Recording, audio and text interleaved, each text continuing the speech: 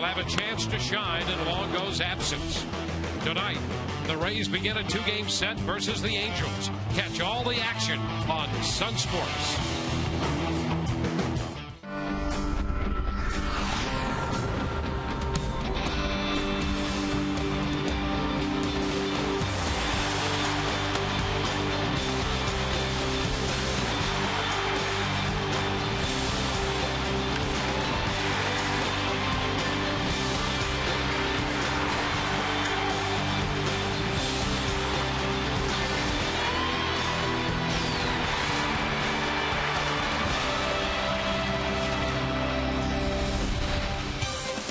Tonight at Tropicana Field, the opening homestand of the 2011 championship season continues. The Tampa Bay Rays will play host to the Los Angeles Angels of Anaheim. Hi again, everyone. Welcome to an evening of Rays baseball with Brian Anderson. I'm Dwayne Statz. We'll be hearing from Todd Callis throughout the evening, and the Rays hope that we'll be hearing from their bats. You know, outside of Ben Zobrist and B.J. Upton, who are hitting a collective 333, everybody else is hitting under 100. Something has to change. Well, in this game, Dwayne, they talk about consistency. Well, the Rays offensively have been very consistent. It's been consistent bad. I mean, it's 4 hits, 1 run in each game. You look at these numbers, I mean, hide the women and children. These are not pretty to look at. You see it right through the middle of the order. 3, 4, and 5 hitters, 3 for 32. It has not been a good start for the Rays offensively. In their defense a little bit, the Baltimore Orioles threw the heck out of the baseball. I mean, you had 3 starting pitchers that really came in, threw the ball well. They were going to give a lot of teams fits, but certainly the Rays need to turn it around and get something going. Well, speaking of pitching, a great matchup in the first of this two-game set against the Angels, as the Rays will send Jeff Niemann to the mound. They're hoping he'll get off to the same kind of start this year that he had a year ago. Yeah, how about Jeff Niemann? You want to talk about consistent. This guy, the first 22 starts of the season, look at those numbers, 10-3, 3.12 earned run average. He was lights out. He then went on the disabled list, had a strained shoulder, went on disabled list August 9th, and when he came back, he just never recovered from, coming back from that stint on the disabled list. And ironically enough, it was against those Los Angeles Angels where the tailspin started out in Anaheim at the end of August. And here's going to be the guy that he's going up against tonight, Jared Weaver. His lifetime numbers against the Rays, a 3-1 record, 245 earned run average, 5 starts, all have been quality starts. Now, the good news for the Rays is the last time Jared Weaver started against them, the Rays beat him. The bad news is he went 7 innings, punched out 12, only gave up 1 run. And he was 13-12 last year, but led the American League in strikeouts with 233.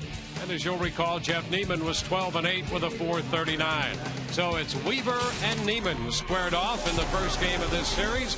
The Rays, for the first time ever, have started the season 0-3. The Angels 1-3, dropping 3 out of 4 in their first stop on their current road trip in Kansas City. First pitch coming up, Rays and the Angels in a moment.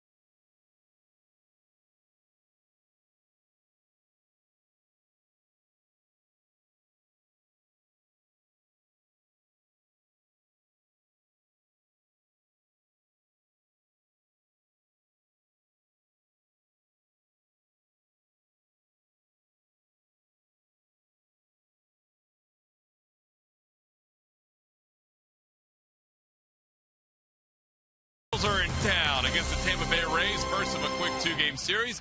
6:40 start, so we're just minutes away from the opening game of this two-game series. That was Reed Brignac getting ready for a little baseball on a Tuesday night. You know, Evan Longoria won't be in the lineup for a while as he goes on that 15-day disabled list with the oblique injury. So who's going to take over for Longo at third? Well, hitting third will be Ben Zobrist, but playing third will be either Sean Rodriguez or Felipe Lopez, depending on the pitcher. Today, even though it's a righty against Jared Weaver, Sean Rodriguez, the former Angel, will get the start. And in our Geico quote of the game, Rodriguez talks about his opportunity and also how he gets ready when he knows he's playing a position like third. Throughout spring, I would definitely take ground balls at different positions, but usually in the season, if I'm not playing, I'll take some at everywhere. But the day of, if I'm playing at a certain position, I'll just take ground balls there that day. Because I know on days I'm not playing, I'm getting enough, whether it be at second or short. So if they decide to move me in the middle of the game, I've been getting my work in there. But usually on the day of, I'll take ground balls just at that position.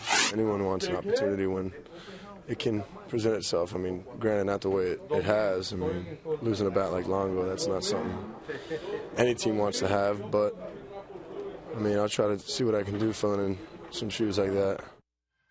Oh, Rodriguez getting the opportunity, and don't forget, when Evan Longoria first started, he got the opportunity due to an injury by Willie Ibar. So the Rays will try and get ready for the Angels. We'll have the starting lineups and first pitch, Twin Stats, and Brian Anderson next.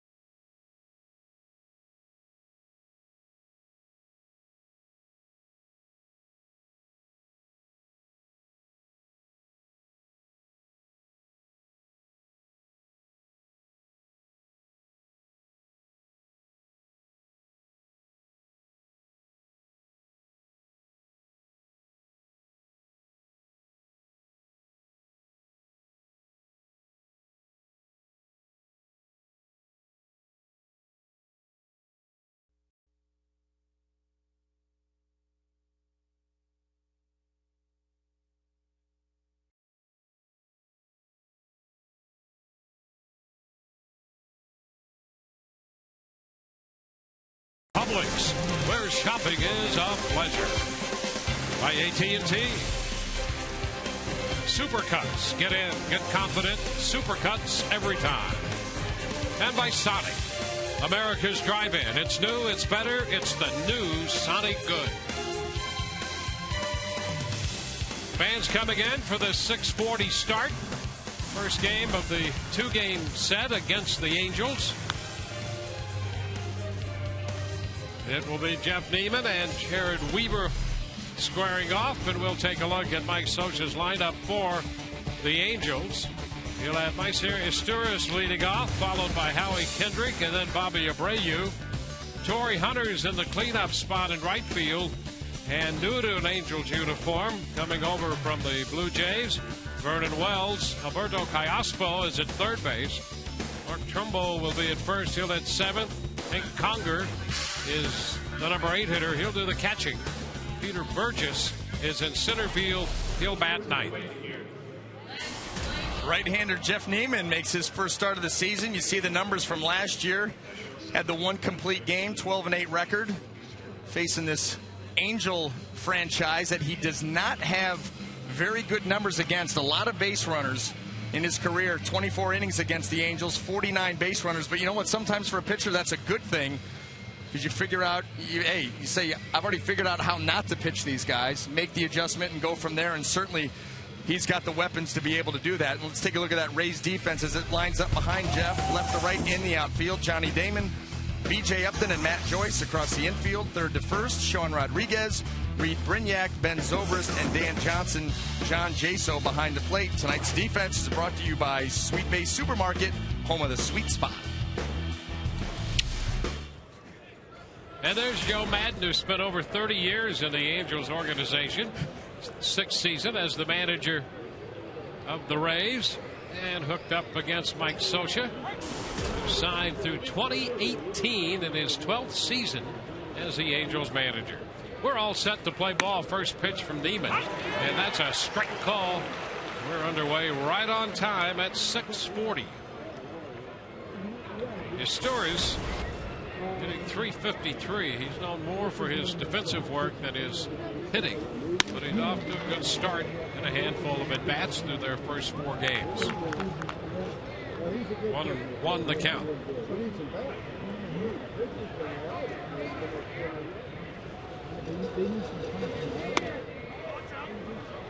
A bit, and it's 2-1.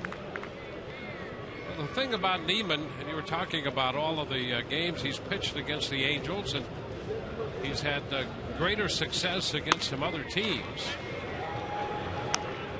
But he is a guy who has a varied arsenal out there. So if one thing doesn't work, he can always go to something else, and maybe that's what he'll be doing tonight. He has the full complement.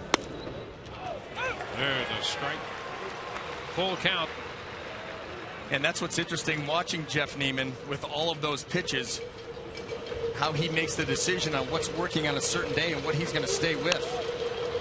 And a pop-up, will it stay playable? Foul ball. Rodriguez digging hard, and it's just out of play on top the visiting dugout.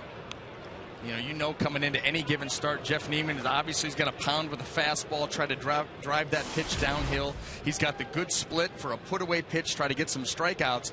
And then he has all the different breaking balls. He's got the big 12-6 curveball. He's got, slider, cut the ball a little bit, just a lot of different things. And, on a given night, whatever happens to be hot working early in the ball game is typically what he'll stick with throughout the remainder of the game.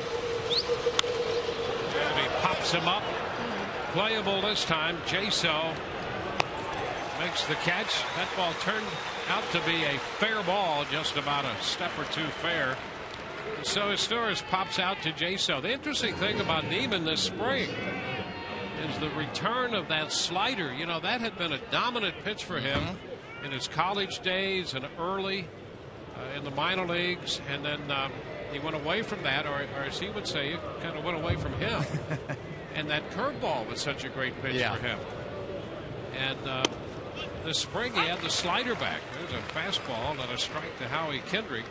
Well, this could be the big test here. Anytime the Rays play the Angels, if they can get Kendrick out, that is really doing something. This guy last year was 19 out of 35, and there's a base hit again.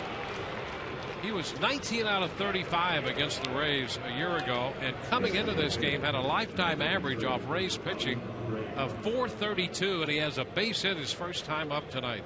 Yeah, and that's spread over a number of years and a lot of different pitchers. That was not a terrible pitch there by Jeff Niemann, a fastball in the inner half, but Howie Kendrick did a nice job of keeping his hands inside the baseball, taking it right back up the middle. It's amazing how that happens, and throughout the history of baseball, every once in a while you'll get a situation where one guy, regardless of who's pitching, it has to do with the uniform. Yeah, it is. And you know what that uniform brings you is confidence. Yep. You have success off of a team, where the first couple of years of your career, and you are facing the same guys at that point. Maybe you see the ball well off them, whatever it may be, you put up some good numbers, and then it could be fast forward 5, 6, 7 years down the road.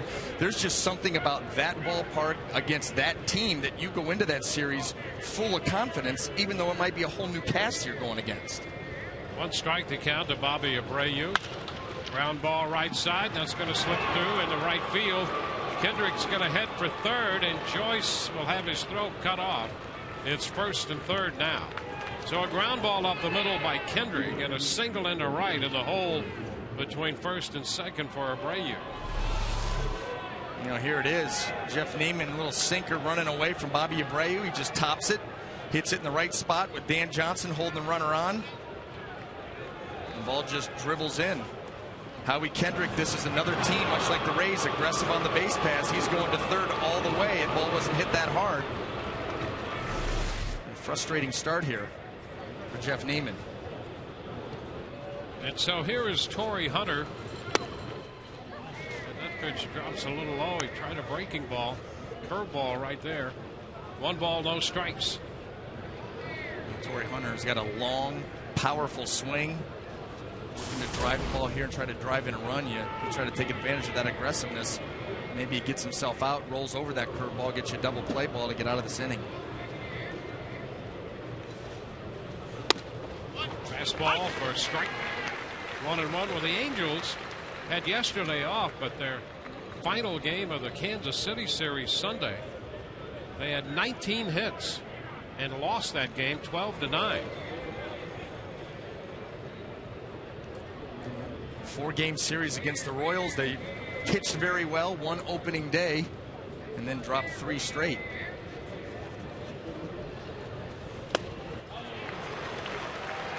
One and two. That's that slider you're talking about, Dwayne. Nice tight slider. 84 miles an hour so far in this at bat. Torrey Hunter has seen the curveball and then a fastball and then a slider. That one a little bit of a spinner. But the change in speed, he gets away with it.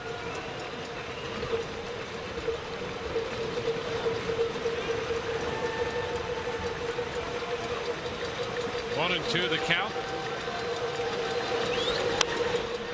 So it's fouled back. Hunter with 4 hits so far coming out of that Kansas City series. 2 of those were home runs. Now he's 4 for 7 lifetime against Niemann.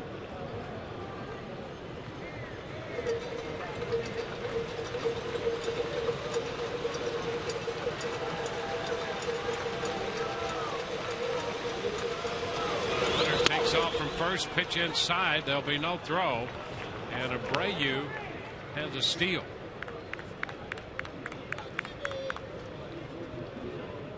So Bobby Abreu steals second on the pitch to run the count to 2-2.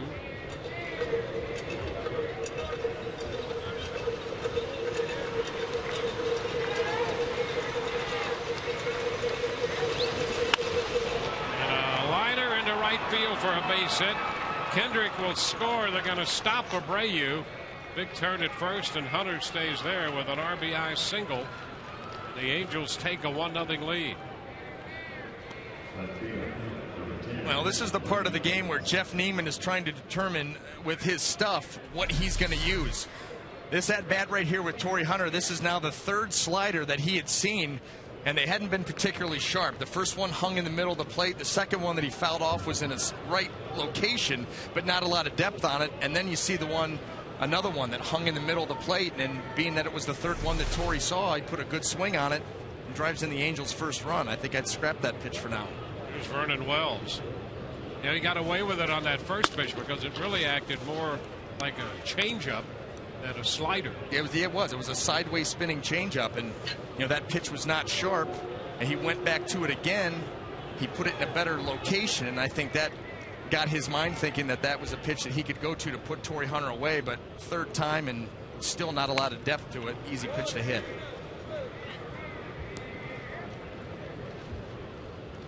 Want to know the count? Vernon Wells, the hitter.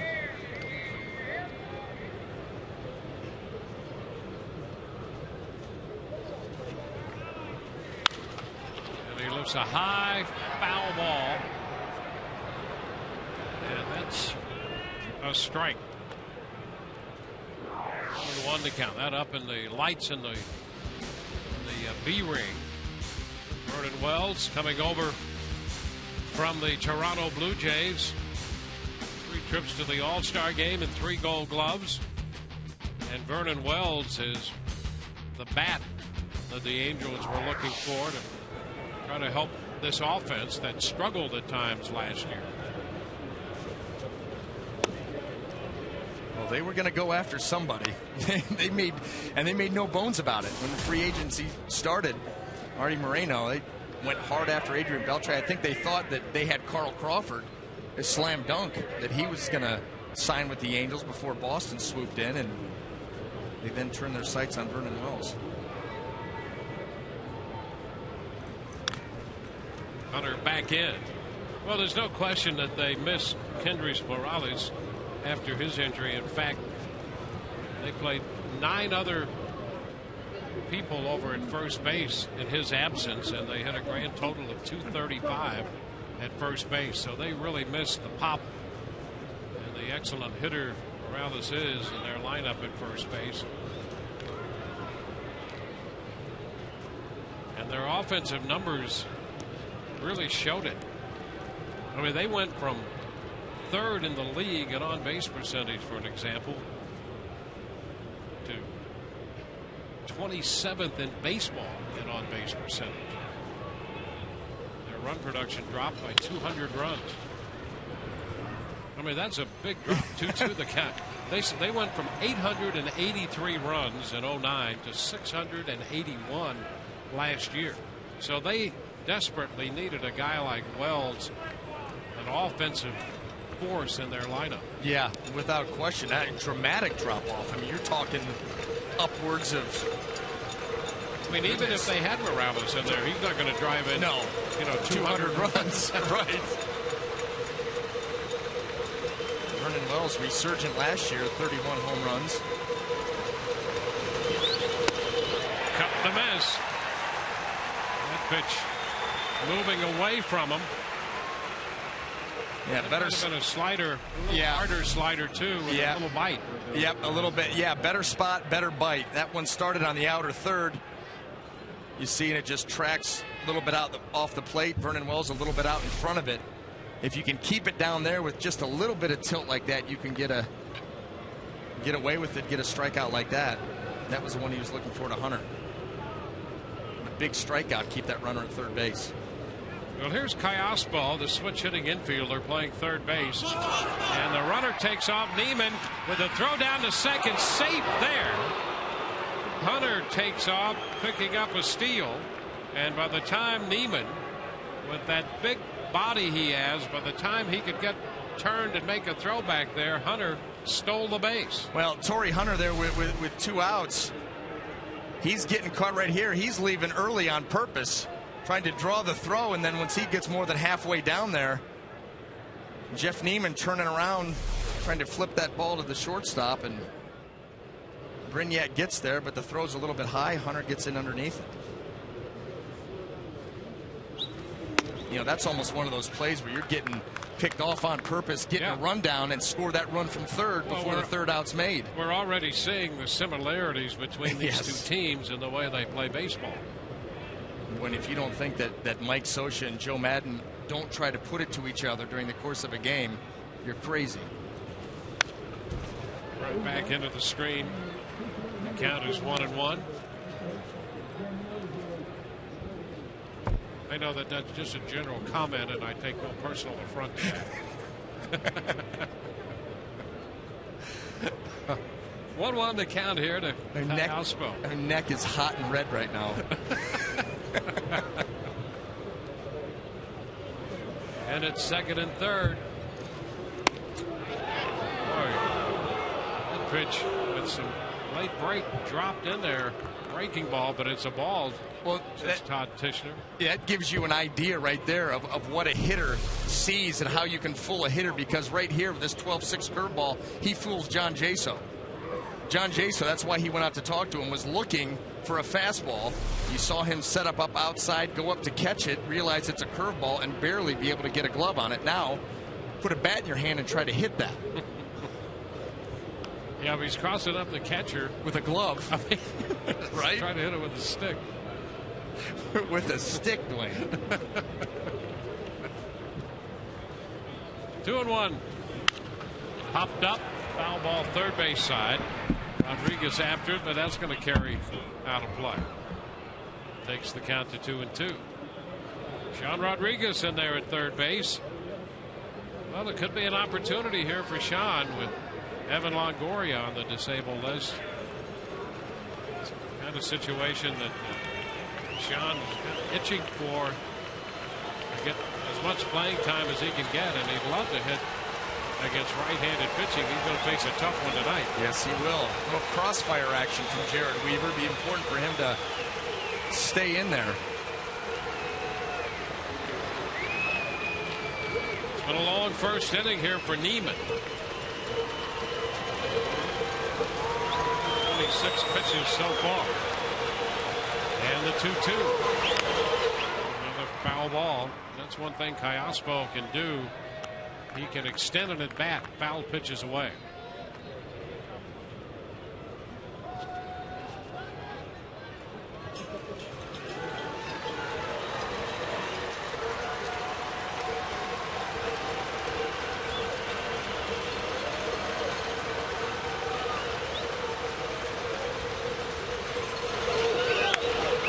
Liner into left. That ball's going to drop for a base hit. That will score both runs. And back into second goes the throw with Abreu and Hunter crossing the plate. Kayaspo served one the other way, and the Angels have a 3-run inning. Jeff Niemann going to that backdoor curveball. Almost struck him out earlier with that pitch. That one not as executed as well. Tries to drop it over the outside corner. That ball stays up just enough that Kayaspo can flip his bat out there and flick it into left center field.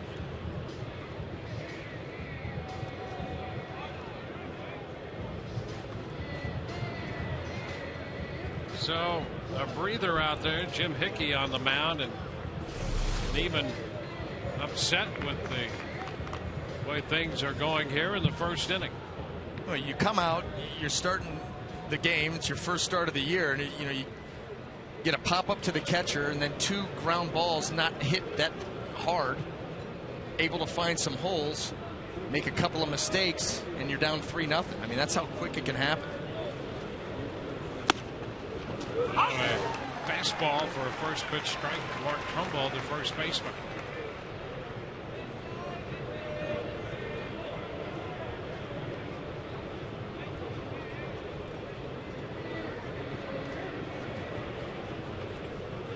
Hitting .231 with a home run.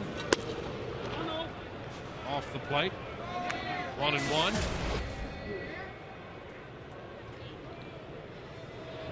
The Angels have hit 9 home runs already through their first 4 games in that series against Kansas City.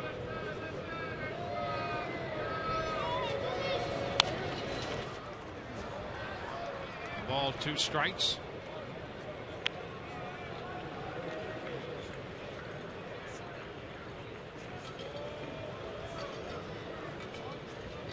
So it's a 1-2 count, and Niemann is over 30 pitches in the inning.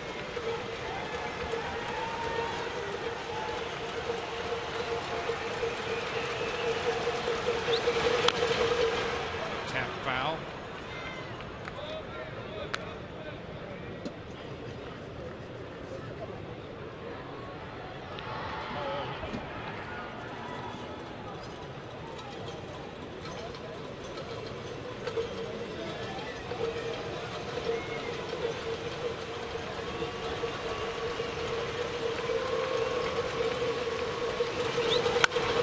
Sharply hit, but foul outside of third. And that holds the count at a ball, 2 strikes. Well, you can see that ball hung right out over the plate, and Trumbo eyes got real big on that hanging breaking ball. Fortunately for the Rays, he just got out in front. You see Jaso wants that pitch down. That's a cement mixer middle in. Very fortunate that was nothing more than a foul ball.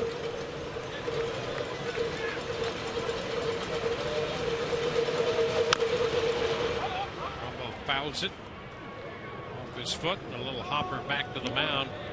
So it's still 1-2.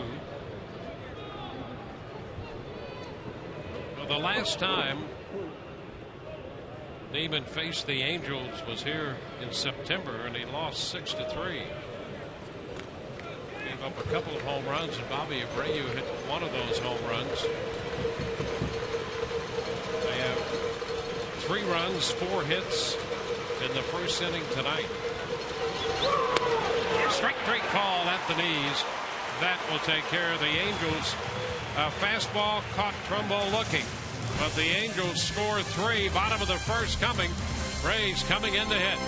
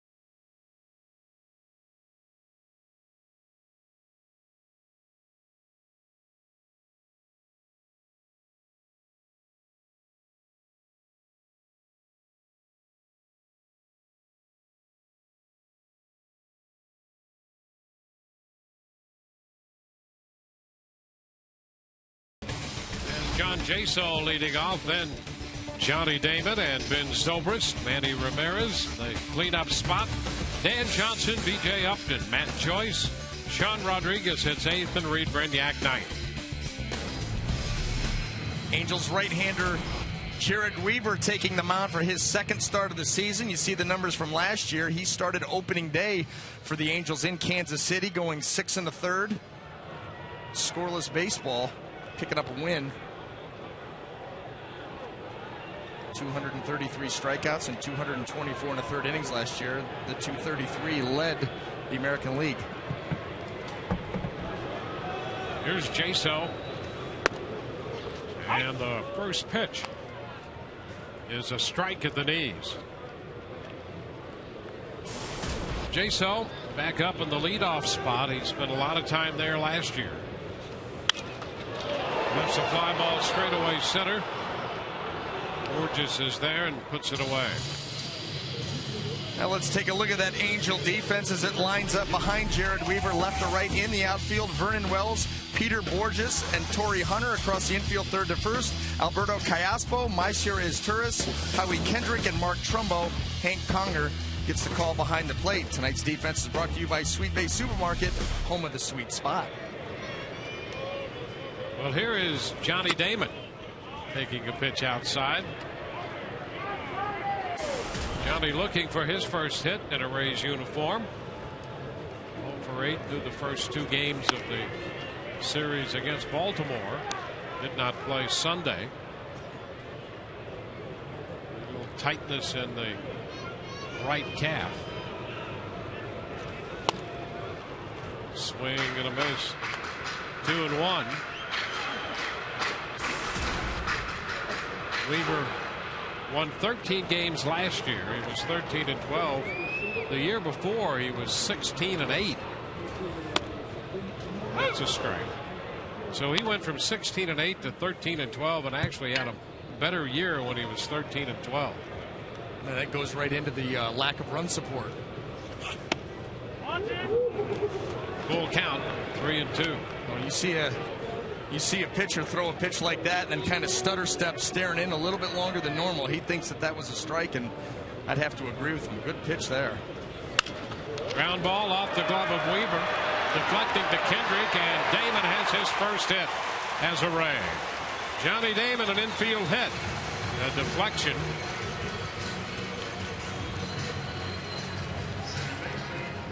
Well, as a pitcher, if you're going to stick your glove out there, you'd better come up with it, because more times than not, if it deflects, all of a sudden the second right there, you get your infielders out of position. They have to run back for it. No chance. Johnny Damon getting down the line. You've got Howie Kendrick. He's trying to protect on that ground ball up the middle. Any change of direction, and probably not going to get the out. Now Ben Zobrist. And the first pitch strike.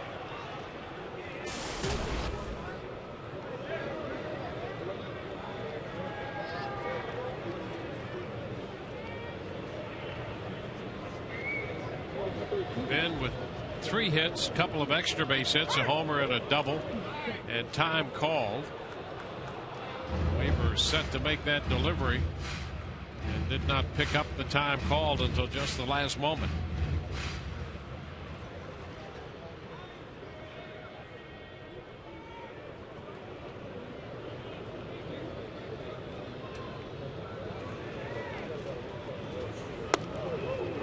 This one drops in there. How about that one? A breaking ball. 0-2. He's got a good curveball, and he'll change the speeds on it, throw it a little harder, take some off. Sometimes even you recognize curveball, you still may be out in front of it.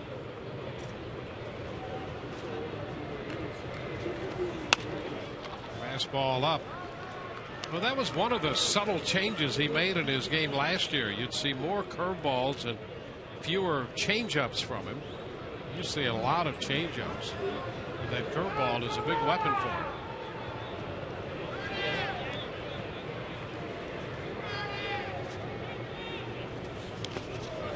Blocked by Conger.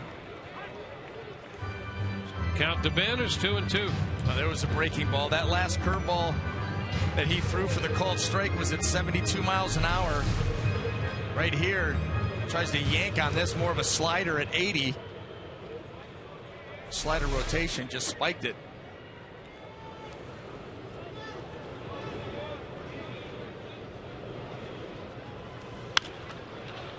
It's fouled away.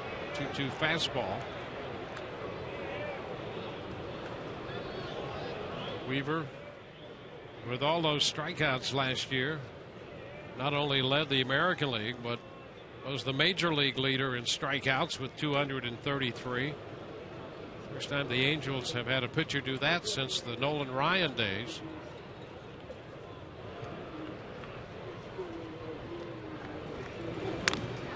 Damon back in. And even with all the strikeouts, Dwayne, this guy's got good command. I mean, he threw 224 plus innings last year, just 54 walks on the season, had a strikeout to walk ratio of 4.31. Ground ball to the left of Kendrick. He's going to have to make the play at first as he gets to that ball to throw out Zobrist. Damon moves into second base. No, that just shows you, game of inches, game of feet. What they did to Jeff Niemann in the first inning early, and then Johnny Damon gets on, and Ben Zobrist right here making a bid to squeeze one through. Put the Rays in a similar situation, but Howie Kendrick's able to range to his left and make the play. Well, Manny's already picked up a run batted in. He has a chance to gather another one here in this 2-out situation.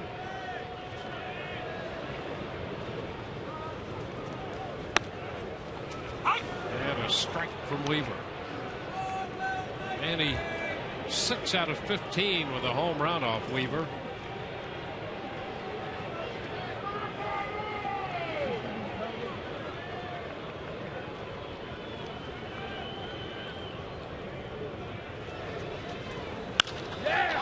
Just foul outside of third.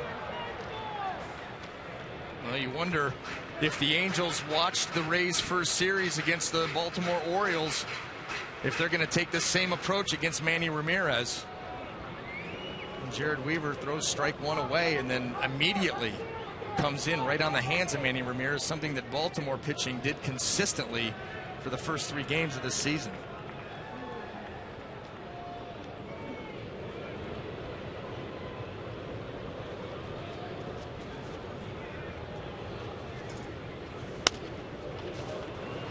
He would not chase that high fastball. 1-2.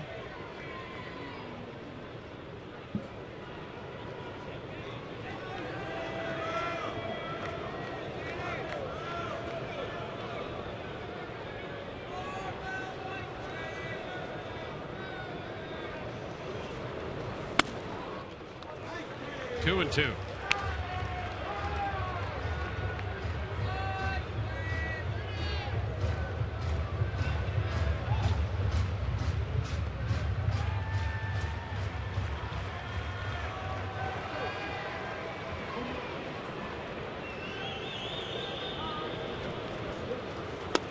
And he takes a good look at ball 3 down.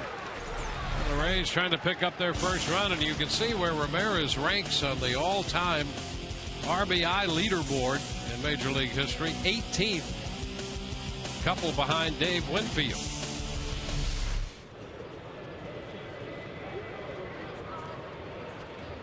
Three-two and strike 3 call.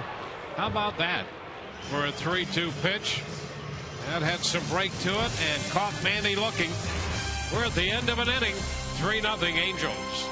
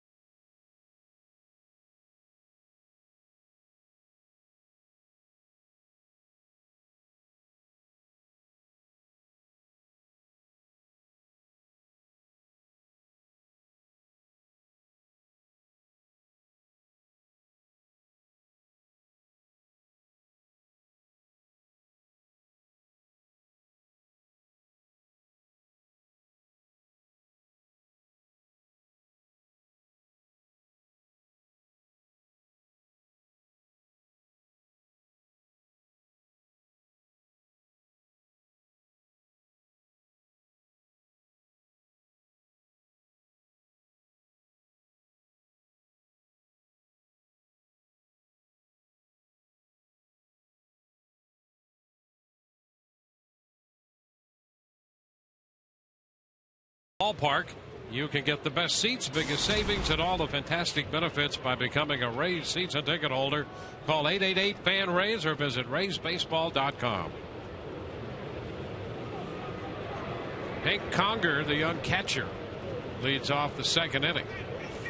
Jeff Niemann's pitch is a strike off the fastball. Niemann made 35 pitches in the first inning and had only one 3-ball count. That was to the leadoff hitter, Astures. He went 3-2 to him. Conger hits one high and deep to right. Joyce to the wall and runs out of room. An off-speed pitch.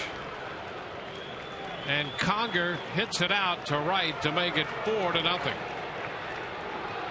The 10th home run hit already by the Angels this year. Well, that was a changeup right here. Jeff Niemann with a changeup. That ball just floats. It stays belt high. You see Conger head right on the ball. Finishes high and strong and gets that ball deep and out of here. So Conger makes it a 4-run game. 1-0 the count to Burgess.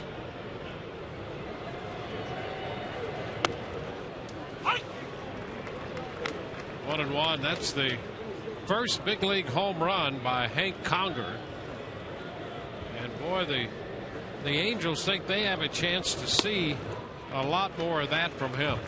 It's 1-2. He was the Futures Game MVP last year and has just collected his first big league home run here tonight. Like good major league hitters, you get a mistake, don't miss it, and that's what happened. Shortstop, and Brignac cannot make the play cleanly. Tried to scoop it with Burgess going down the line, and Burgess has a base hit. Well, that's what speed will do. Pressure on the defense. Reed Brignac, he knows Peter Borges is at the plate. He knows that he has blazing speed and gets out of the box well. He knows he's got to charge this ball and make a clean play with no time to spare. You see how hard he is coming in after it, and in his haste, the ball comes off the end of the glove. Credit that hit to not only Borges' speed, but the threat of his speed and what it made Reed Brignac do. Now Borges takes off. The pitch is high. Throw, boy, a good one right on the bag. But Borges, who got a great jump, steals second base. He has great speed, as you just alluded to, Brian, and stole that base off a perfect throw. Well, yes, and Dwayne, you that's what happens sometimes when Jeff Niemann is on the mound. We saw it all last year.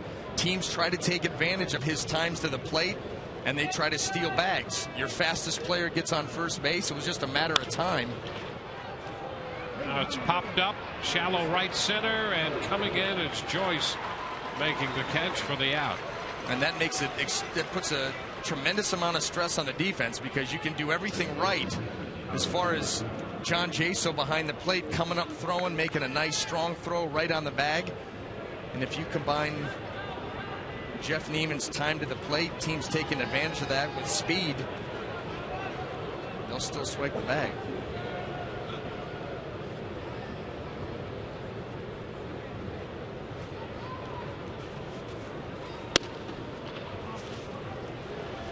Howie Kendrick up there with a man in scoring position.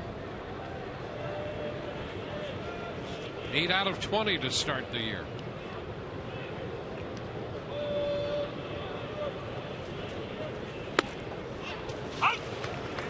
One and one. So it has been a tough start here for Niemann so far.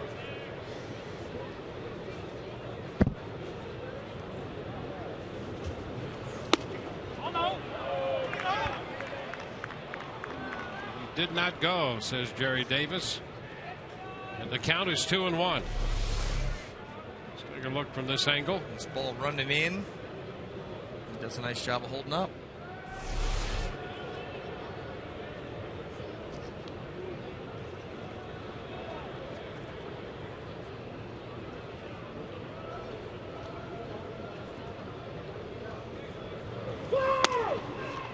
And that's too high.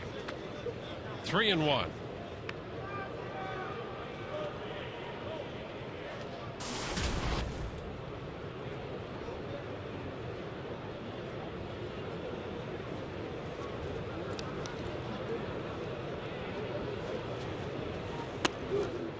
And there's ball 4. Tried to throw a curveball.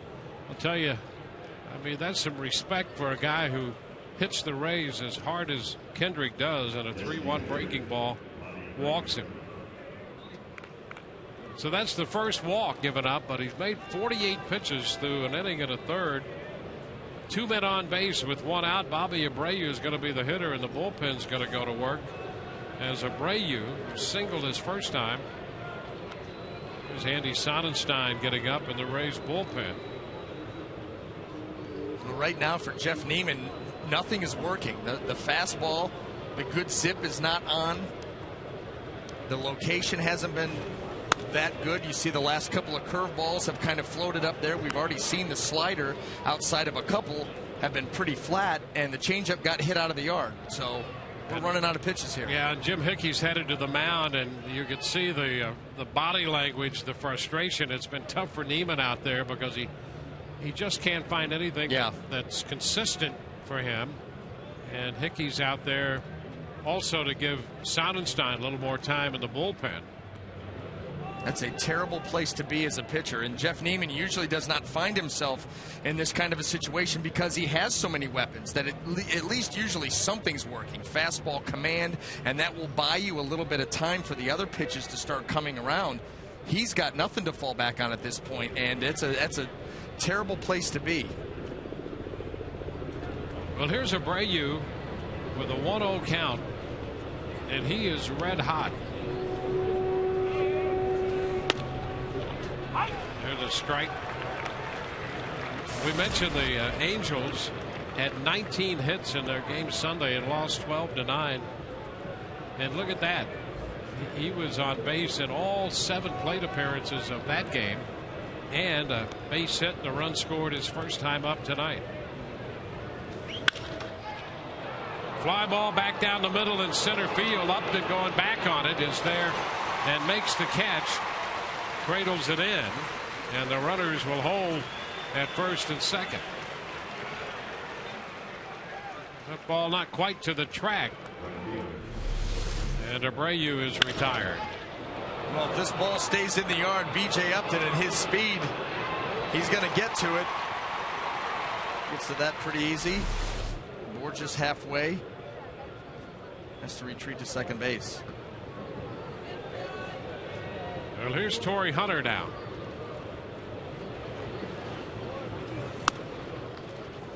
Pitch is high. And you can see, I mean, Jeff Niemann, that's a fastball that John Jaso wants down and away, and that ball's running back up and in. We've seen that here in the early going, just lack of fastball command. And like most pitchers, all of your off speed works off of that fastball and the command, and it's just not there. Ground ball shortstop. Brignac will take it to first to retire the side. Out of all that, the Angels get the 1 run on the leadoff homer. 4-0, middle of 2.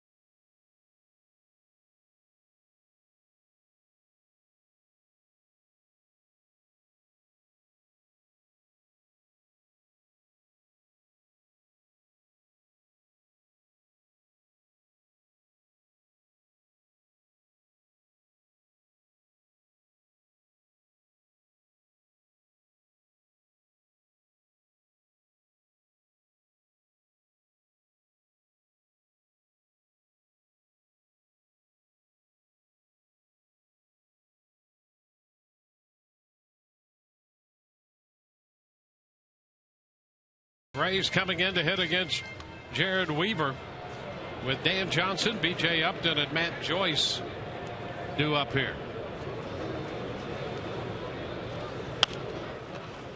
Upstairs 1-0.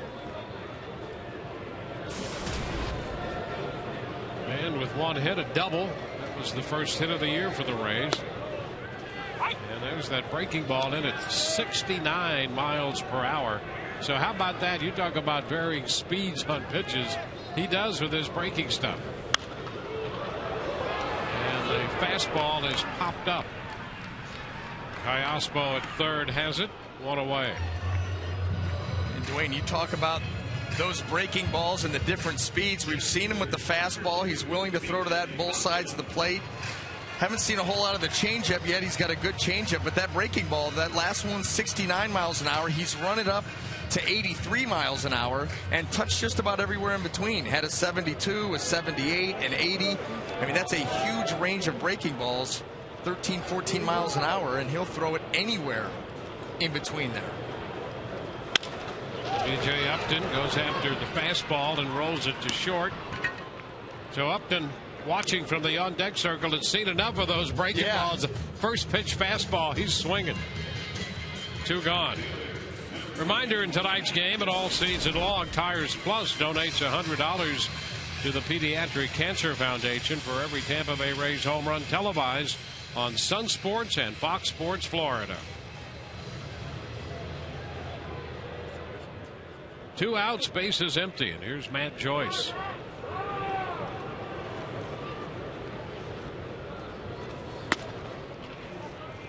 It's outside, 1-0.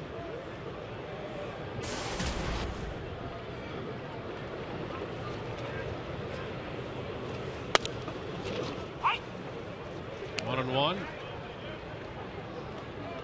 Yeah, if you've got a guy out there who changes speeds off the breaking stuff like that, he's got that in a fastball. What else does he really need?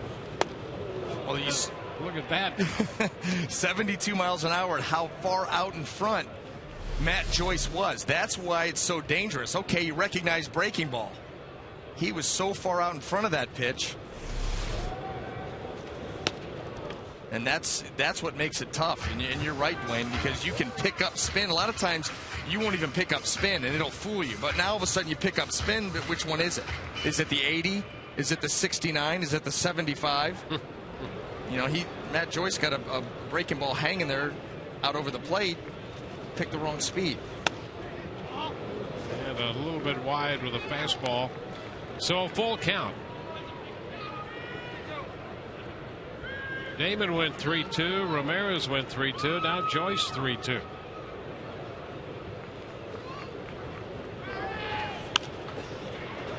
He stays alive, fouling that one off. And did you see that swing there by Matt Joyce? That had zero aggression on it. That was a, oh my gosh, let me just foul this pitch off. Obviously looking breaking ball. Watch this swing. Like he was just chipping. And a fly ball into right center. Hunter's there to make the catch, and it's 1-2-3 for the Rays. We head into the third, 4-0 Angels.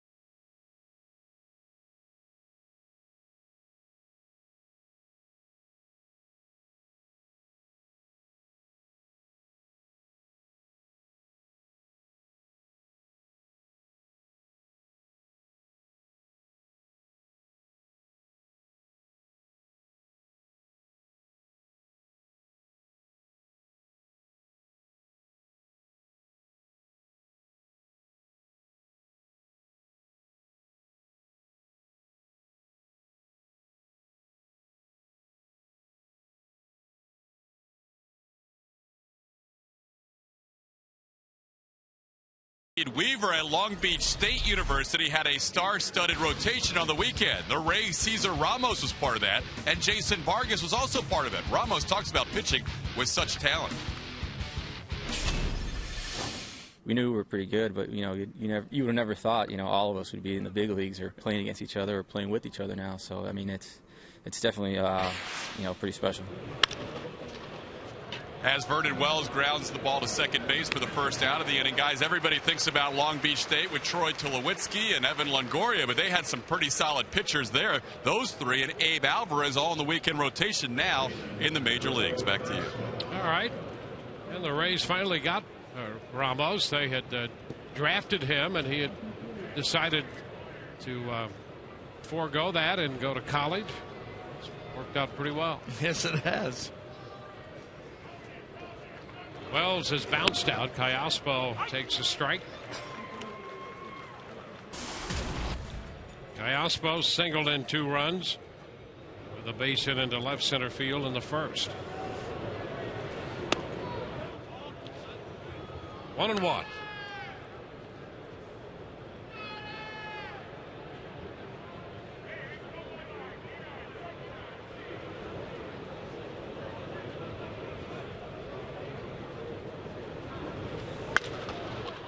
He pops it up. Short left.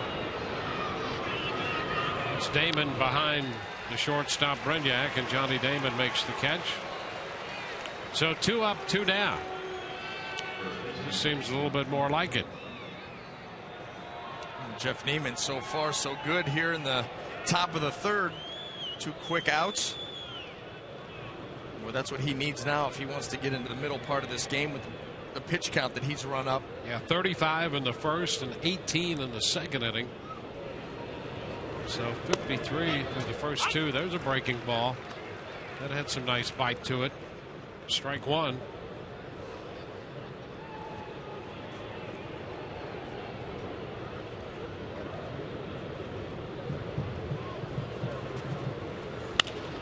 He runs it in on Trumbo and pops him up. And a nice inning right there. Boy, he did what he wanted to in that frame. We go to the bottom of the third, 4-0 LA.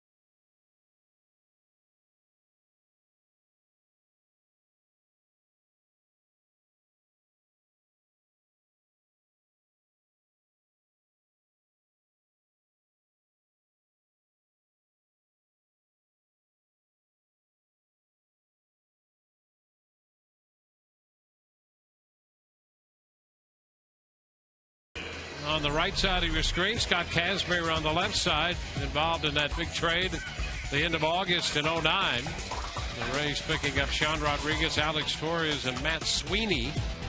And Kaz has struggled a bit with the Angels, 11-17 with a .531. And Sean Rodriguez takes the first pitch for a strike. And some break to it. Rodriguez, Brignac, and Jaso due up. Of course, Sean would love to force his way into the lineup, even against right-handed pitching. And if you're going to hit right-handed pitching, why not hit the best? Well, he's facing one of the better right-handers in all of baseball right now in Weaver. Well, with that crossfire motion that Jared Weaver has, that makes it extra tough on a guy like Sean Rodriguez, who's not used to seeing right-handed pitching. It's always tough when arm side ball breaking away from you. But now you got a guy throwing across his body, trying to cross shoot that outside corner. The ball looks like it's about 10 feet away from you. Breaking ball and a long drive. High and deep to left and gone. Home run for Sean Rodriguez. Well, Sean trying to make a statement there perhaps. A 2-2 pitch had some break to it. And Sean Rodriguez hit it out. Rays are on the board. Yeah, you better take advantage when he makes a mistake. That's a hanger, middle of the plate. Sean Rodriguez, nice job staying on there, that front side. Boy, gets tremendous lift. Good backspin. He knows it. Head down, ball out. So Sean Rodriguez homers off Weaver. Now a breaking pitch is high to Brignac. 1 ball, no strikes. Well, we talked about opportunity with Longoria on the disabled list. Well, that's a great start for Sean Rodriguez. He hit that ball extremely well and got it out of here for his first home run of the year. What a confidence boost.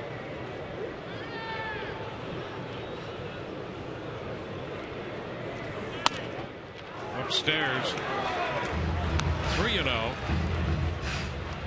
The Rays' second home run of the year. Ben Zobrist has the other one. Manny Ramirez went down to get a little bit of that home run power off Sean Rodriguez there. Hey, whatever's working. Go down there, rub the bat. Give me some of that. Yeah, there you go. 3-1 is fouled by Brignac. So the count is full. Well, that's the thing about the start. The Rays have gotten off to a tough start. And, you know, at the beginning of the year, everything is magnified. It's all accentuated that you lose 3 games. Well, you're 0-3. You're winless. And it's a lot worse. The fly ball to the opposite field. Wells toward the line and makes the catch. And Brignac is the first out. You never want to lose 3 or 4 games in a row, but if you do in the middle of the year, it's not quite the same impact as when you come out of the gate 0-3. Without question. So overlooked. You get into June, July.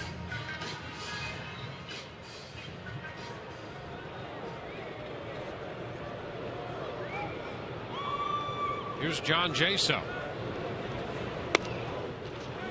Back to that breaking ball, and that one under 70 miles per hour. Strike 1.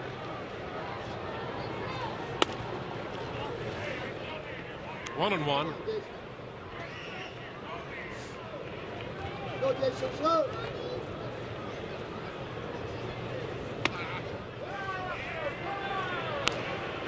Two and one. You're talking about Weaver's delivery, and it's not the kind of delivery that you would deliberately teach a kid. No, you wouldn't. You don't want him throwing across his body. There's a lot of stress involved in that kind of a delivery.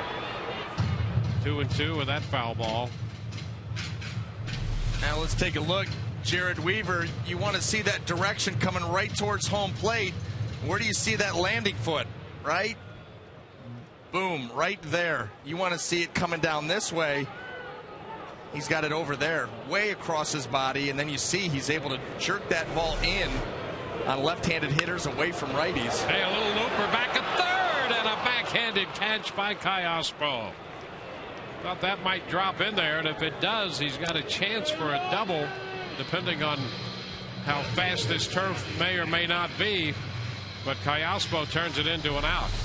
Well, that's the one, too. If it gets over his head, it's going to hit and spin. And just not enough on it. So 2 gone.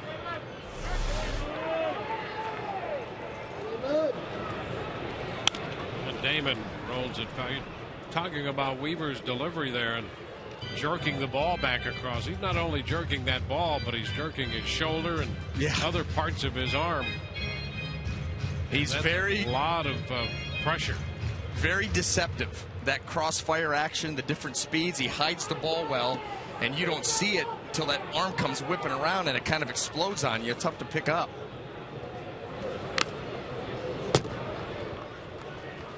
Two strikes to count to Damon.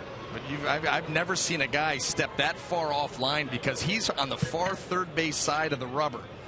And typically you want to see that landing foot directly down from there, headed towards home plate, and it's way off to the right. And Damon is out, trying to check his swing, and a foul tip strikeout. Rays get a run on the home run by Sean Rodriguez, his first of the year. We're through 3 tonight, 4-1, Los Angeles.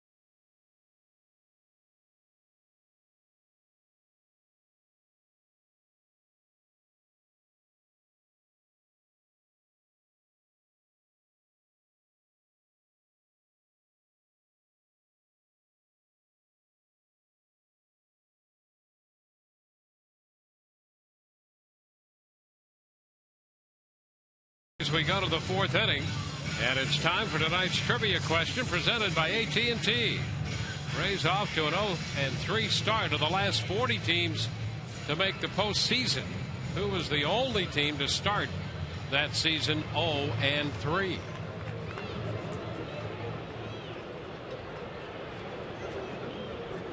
Here's Hank Conger. He bolted a home run, his first big league home run in the 2nd inning, and he takes the pitch up for a ball, 1-0.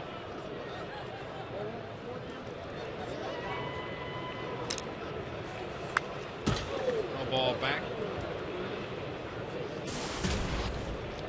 Conger's heritage is Korean. He's a 2nd-generation Korean American, and his grandfather came over and there's a strike. And his grandfather lived in Atlanta and was a big Hank Aaron fan. He started calling him Hank. He hit one out like Hank the first time up. There's a roller. Sobris takes care of it. He's out 4-3 this time. Ian Choi Conger is his given name, but his grandfather started calling him Hank. And it's a good baseball name.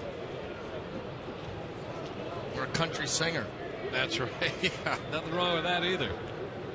Got a couple of those. Singing a little country music.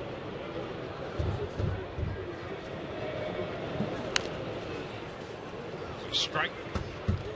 1 strike to count.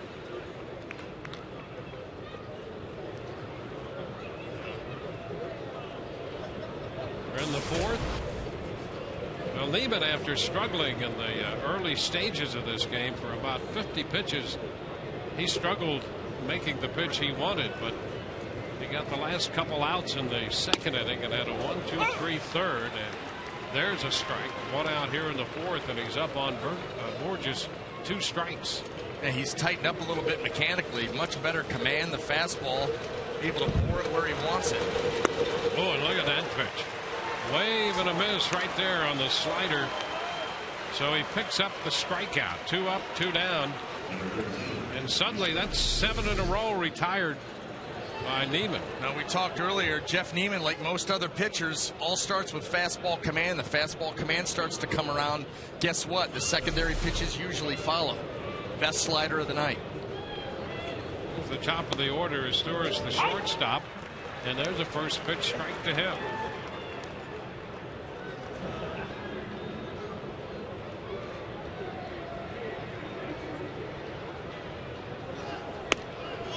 Another strike. That's a good breaking ball.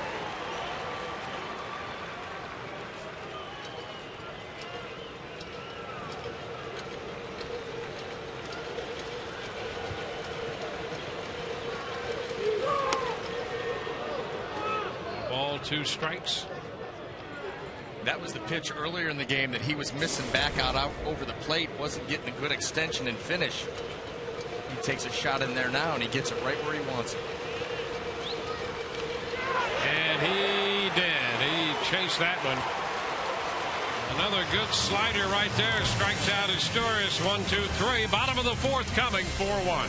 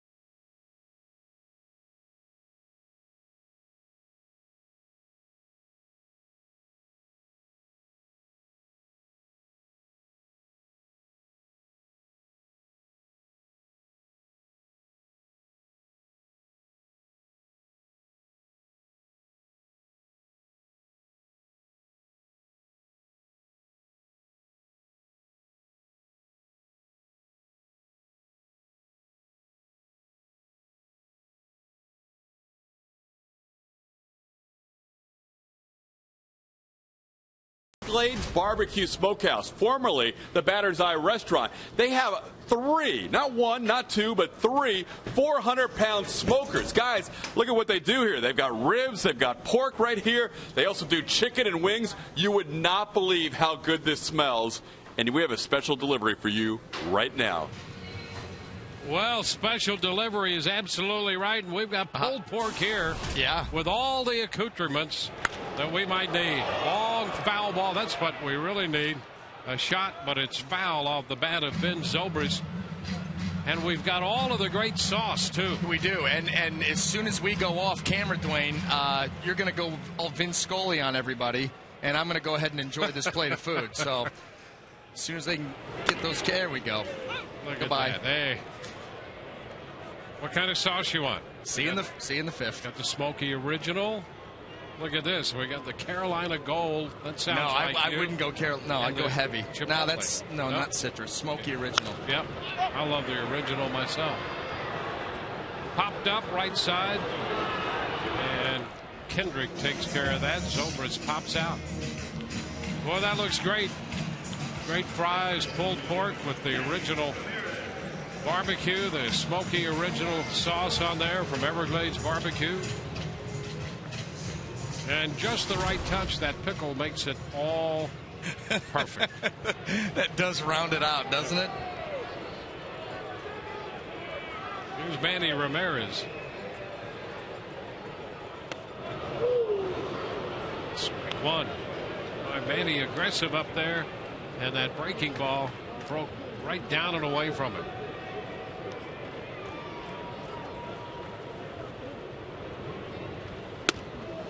And Weaver right back with a fastball.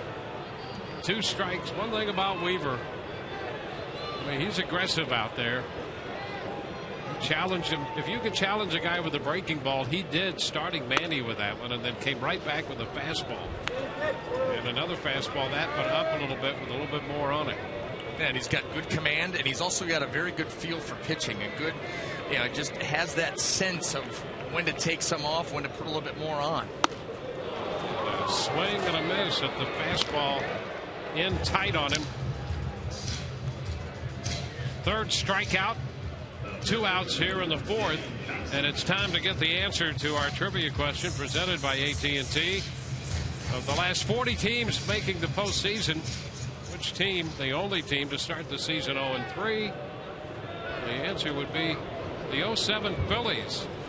And they lost in the division series to the Rockies. Check swing and a roller back to Weaver off the bat of Dan Johnson.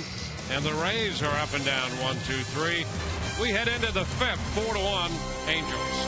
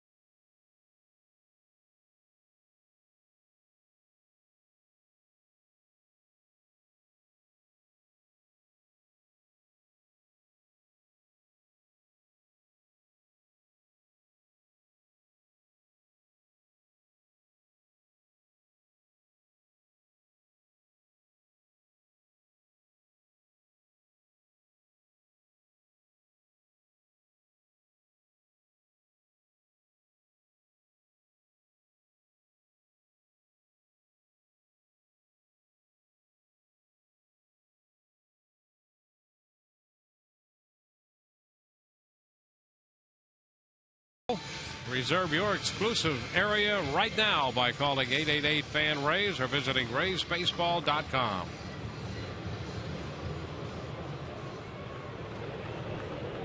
Back to the hill goes Jeff Niemann. Niemann with 70 pitches, 35 in the first inning and 35 over the next 3 innings combined.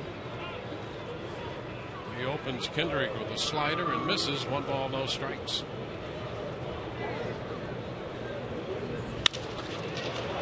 This one shot towards center, and that ball is going to get past Upton and roll to the wall, and Kendrick is at it again. He's going to go for 3, and the relay throw will not be in time.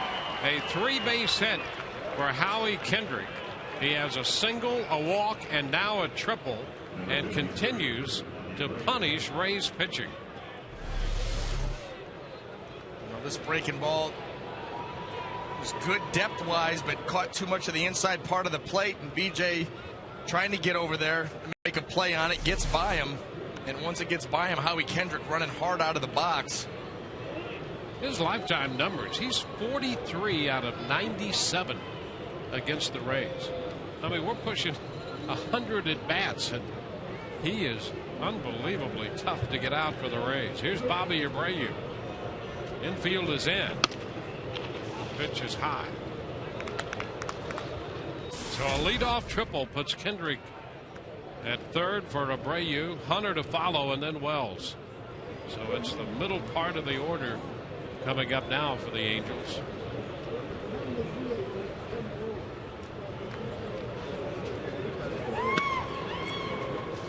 Two and 0. Did you finish that pulled pork already? I think you did. There's nothing there but a wadded up napkin. Wow, that's fast. Are you talking right now? I'm telling you. There's nothing there now. And we're in high def too, right? We are. No close-ups because my teeth right now are just littered with pulled pork pieces. I'm a dentist's nightmare right now. 3-0. That's good stuff. It is. The other one, we had 2 plates of it. The other one disappeared. The only time I've seen Todd all night. He came in the back door, and I turned around, and everything was gone. Todd always sneaking into the back door. There's a strike. 3-1. Kendrick at third.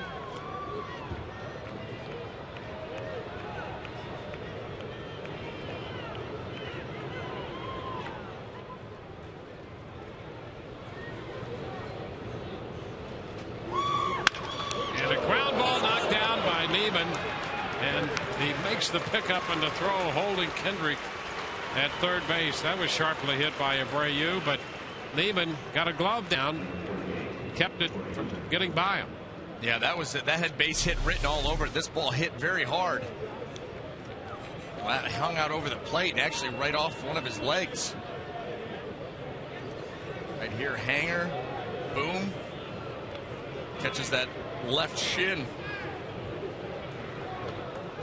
And Hickey's going to go out there to make sure Niemann is okay. And that's the problem.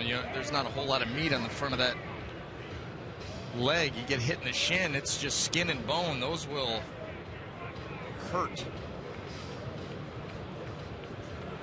Well, whether you're looking for children's activities, restaurant deals, insider tips, and more, you'll find it all at TampaBay.com/things-to-do, powered by the St. Petersburg Times. Well, the infield must stay in, and Torrey Hunter is the hitter.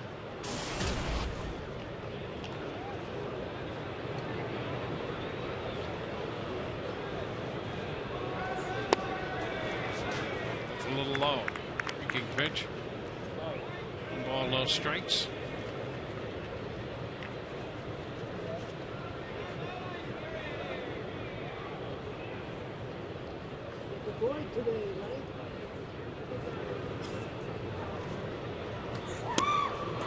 Cut and miss. A slider that had some good bite down and away.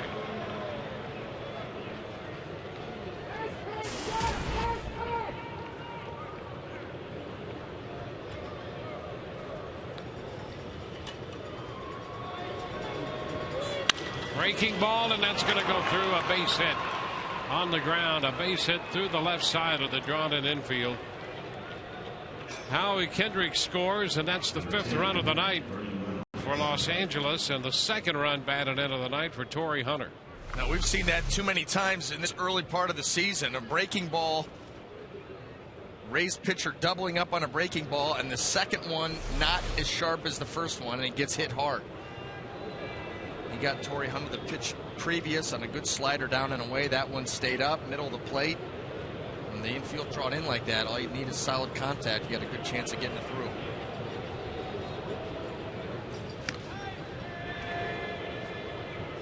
And Hunter's back in at first with Wells in the batter's box.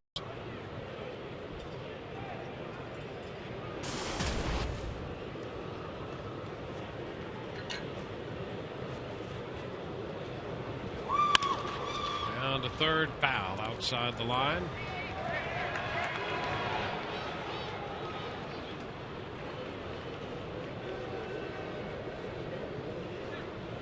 Souvenir, there's a little cotton candy and a baseball now.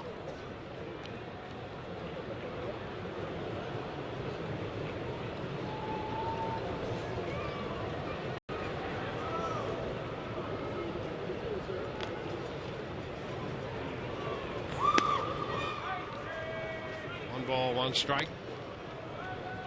The Rays will get the bullpen up again. They would love to see Niemann get through the 5th inning, but Sonnenstein is up for the 2nd time tonight. And Niemann's just over 80 pitches.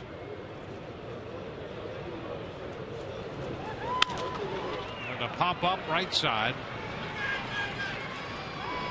Zobrist makes the catch. 2 outs. Number 6. 2 gone with a runner at first, a run home. The Angels scored 3 in the first, 1 in the second. They have another one in the 5th inning. And those first 2 innings were the tough ones for Niemann, especially that first inning. And you throw that many pitches early in the game in high leverage situations, that will take a lot out of you, especially early in the season when you don't have quite the endurance built up that you would have later in the year.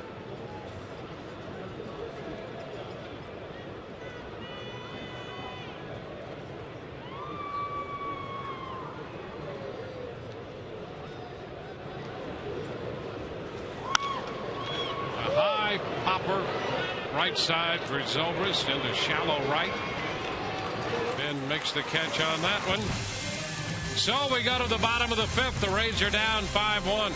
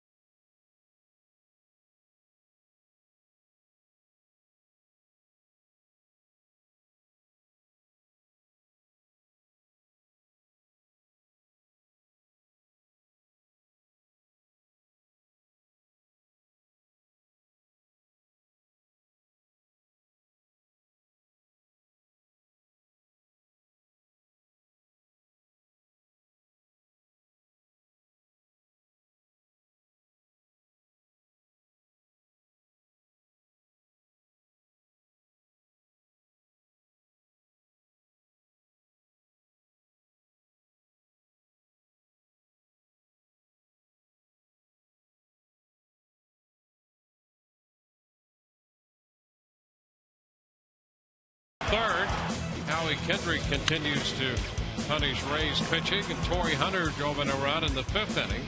So as we go to the bottom of the fifth, B.J. Upton leads off against Weaver. Pitch outside.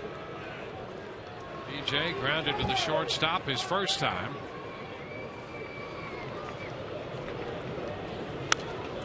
He pops it up foul, coming straight back, and that ball's out of play. 1-1.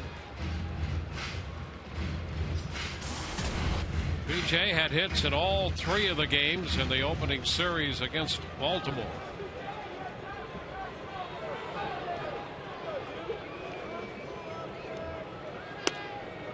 Strike on the edge.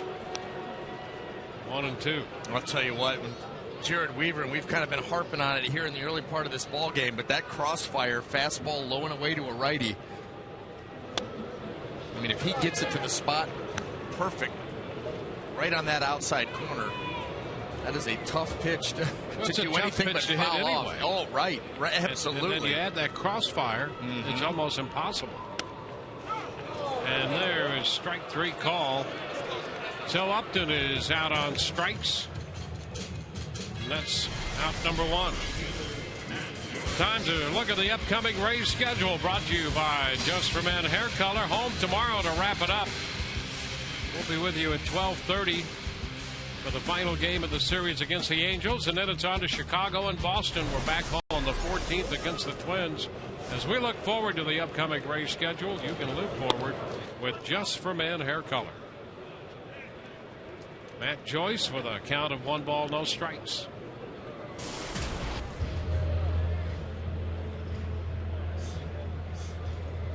So Matt went to 3-2 and lifted a fly ball to right field his first time.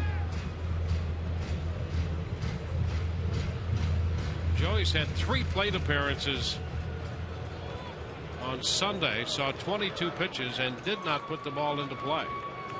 He had 3 full count plate appearances, walked once, and a couple of strikeouts. And he went 3-2 his first time up tonight. 1-1 right now.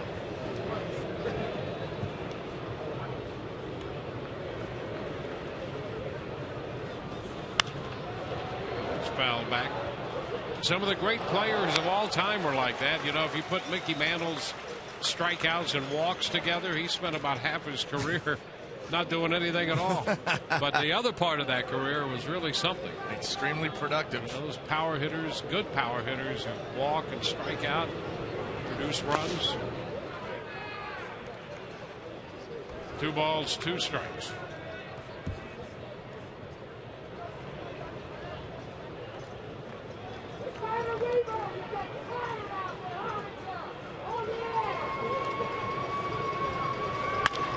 There's a liner into right, but Hunter's there and makes the catch. So Joyce hits a line drive, and for the second time he's out on a play handled by Torrey Hunter, the right fielder.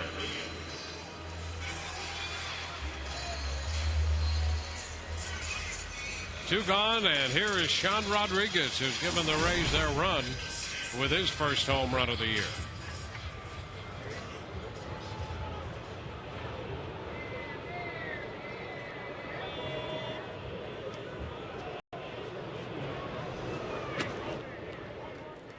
Another look at that home run.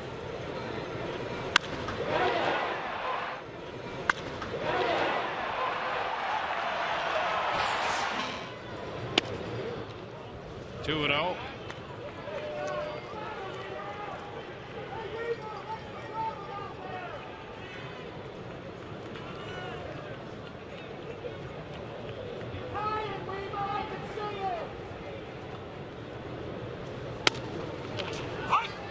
It's a strike. 2 and 1.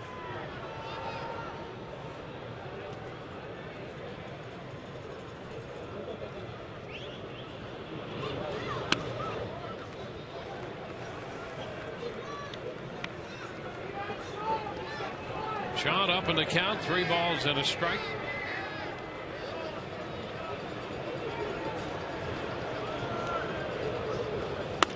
And ball 4. He draws the walk. Well, he homered his first time, draws the respect, and a walk the next time up. And Jared Weaver wasn't really close on him for as good as his command has been all night long. He was wide, pretty wide with all 4 of the balls. Try to see if the Rays can get a little something going here with 2 outs. Reed Brignac will be the hitter. Juan Cruz started to throw in the Rays bullpen during the Sean Rodriguez bat.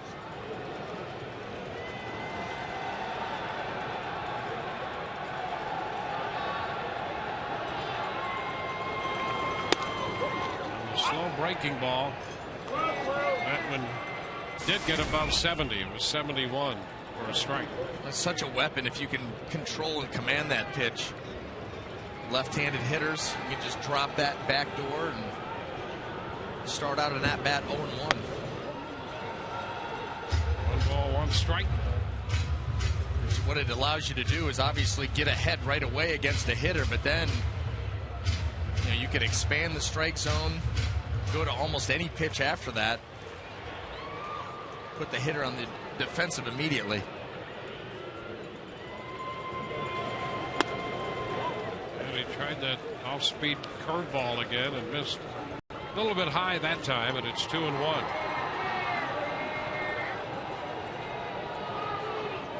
A lot of fastballs and a variation of speed on the breaking stuff. 2-2. Fastball foul back.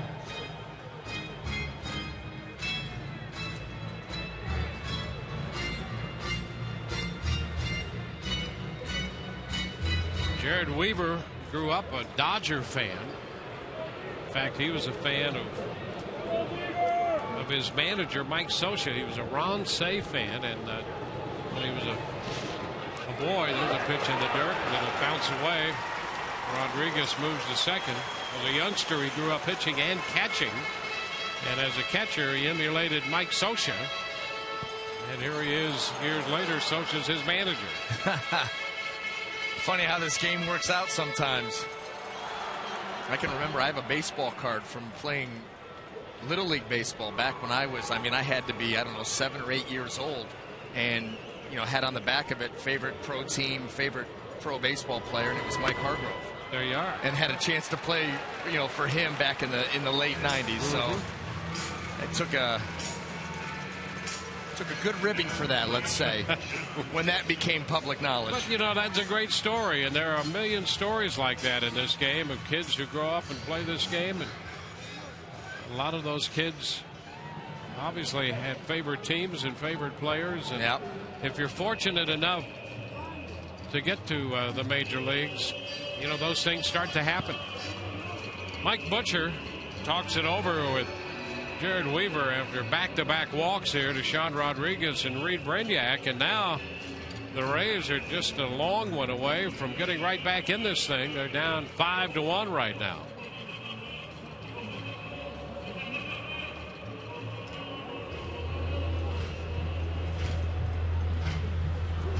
So it's Jaso against Weaver.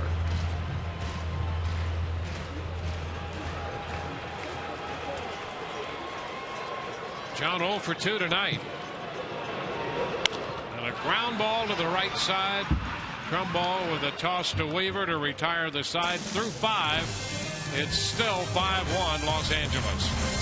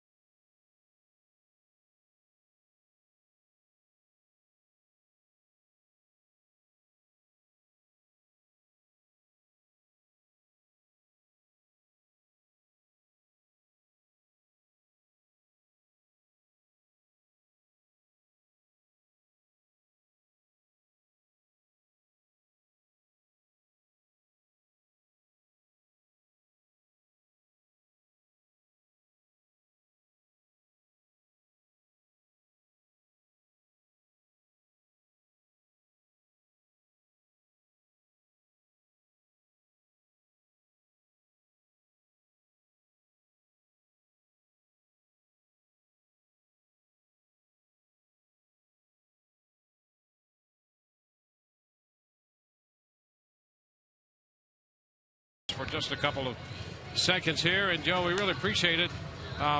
Number one, just one of those cases that appeared from here where Jeff had a little trouble in that first inning or so settling in, and since then things have been more like the old Jeff Niemann. Yeah, well, we've had that a lot of that this year. The 3-run inning, that one big inning that's kind of beating us up a little bit, and it comes down to a pitch, and sometimes with 2 outs, as it was today, the other day with Markakis with 2 outs, that line drive base hit opening night against David Price.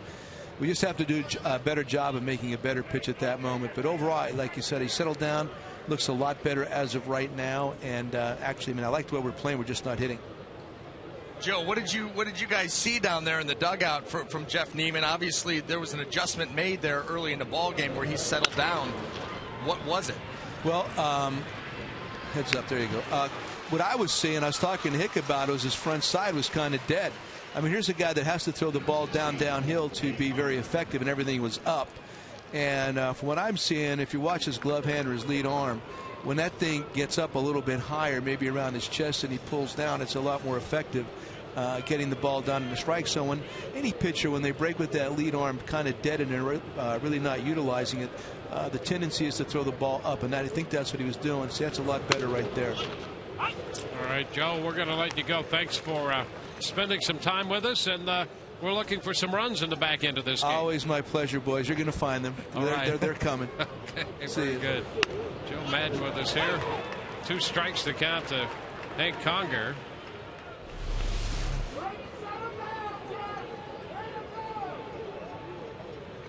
That's kind of what Joe Madden is talking about. Line drive, that's going to stay up and will be caught by Joyce. 2 gone.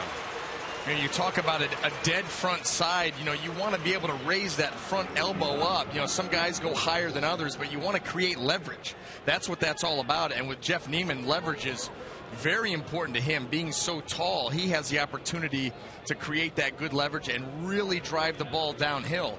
If you're not doing that, and the front side, like Joe said, is dead, you're going to have a tendency to throw the ball straight and flat, and it's going to be elevated. You want that elbow. You see how high it gets, and then he's able to pull down and through the baseball and drive it downhill.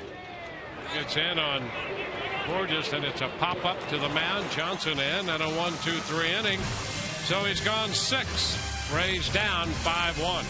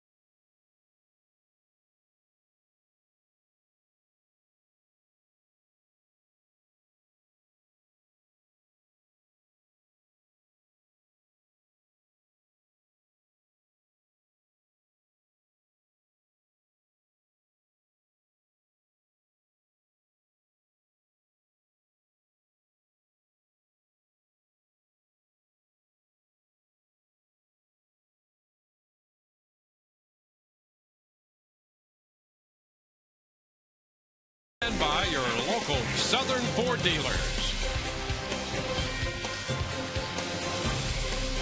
At Tropicana Field tonight, the Rays and the Angels in the short 2-game set. Day game tomorrow.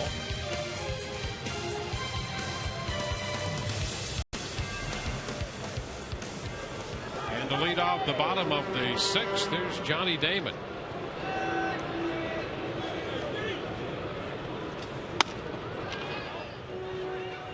Pitch upstairs, 1 ball, no strikes.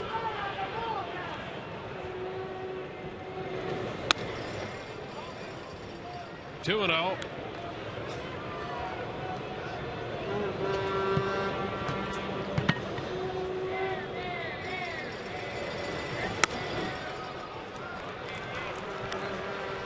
Three balls, no strikes. Rays have a run, 2 hits. The run came on the 3rd inning home run by Sean Rodriguez.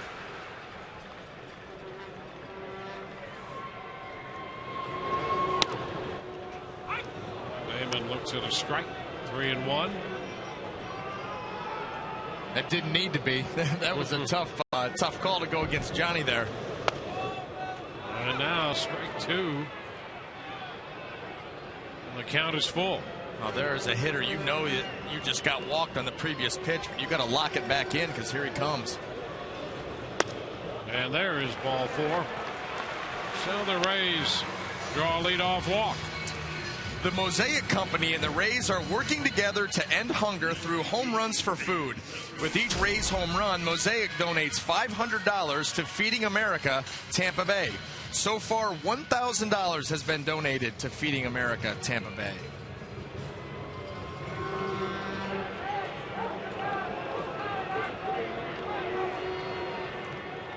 Here's Ben Zobrist. And a breaking ball. Off-speed curve. In for a strike.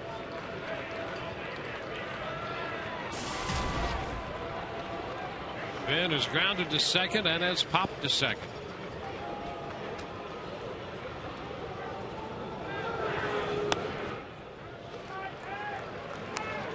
1-1. Jeremy Hellickson pitches tomorrow against Dan Herron. That's a 1-10 first pitch. That means we'll be on our pregame. We'll be on at 12:30. That's it. It's good math, Wayne. Just want to make sure that Todd is well rested. just came in, stole our food, and we haven't seen or heard of him at all.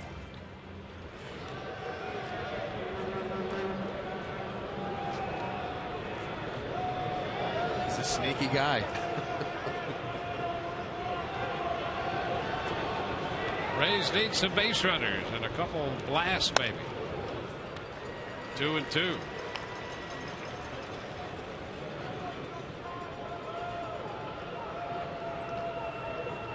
Rays have been out hit 8-2. Trying to put something together against a tough right-hander. There goes the runner, a swing and a miss, and the throw will skip through into center field. Damon in head first as Zobrist strikes out, swinging through the pitch. And Johnny Damon has a stolen base. The wave at the pitch, Conger gets rid of it quick. The throw just kind of comes up and handcuffs his Turris.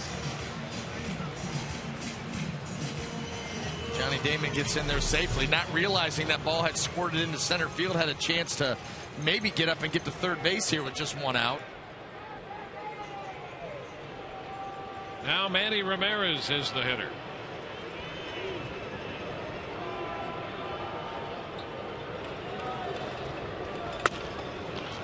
Manny takes a strike, a fastball.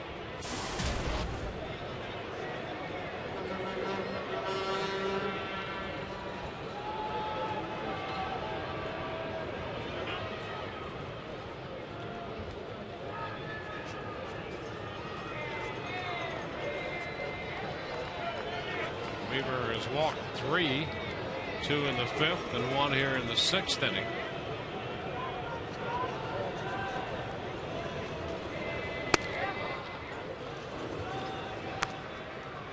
Slider that is outside, 1-1.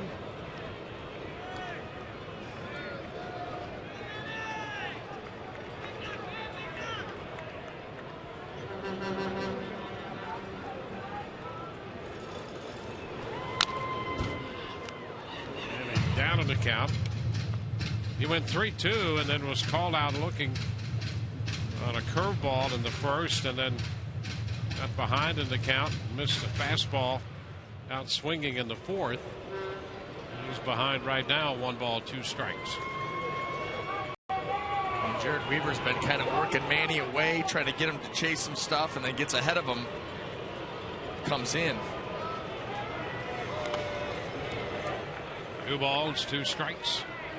He's done a nice job on Manny Ramirez with his mix of pitches, kind of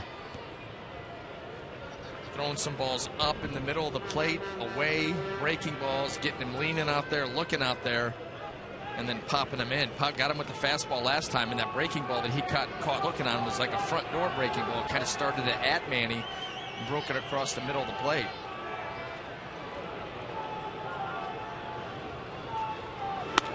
And he is out on strikes. Came back with a little extra on the fastball, and Manny strikes out.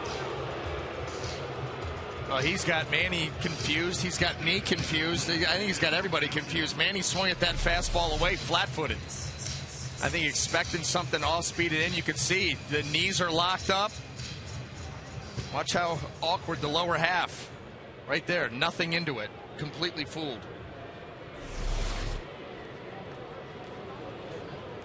Two outs, and here's Dan Johnson. And the slow breaking ball dropped in. Curveball around 73.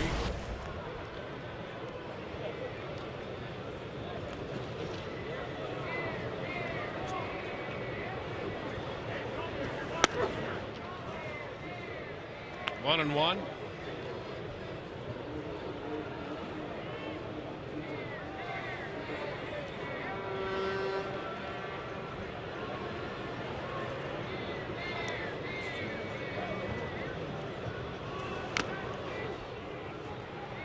And 2 strikes.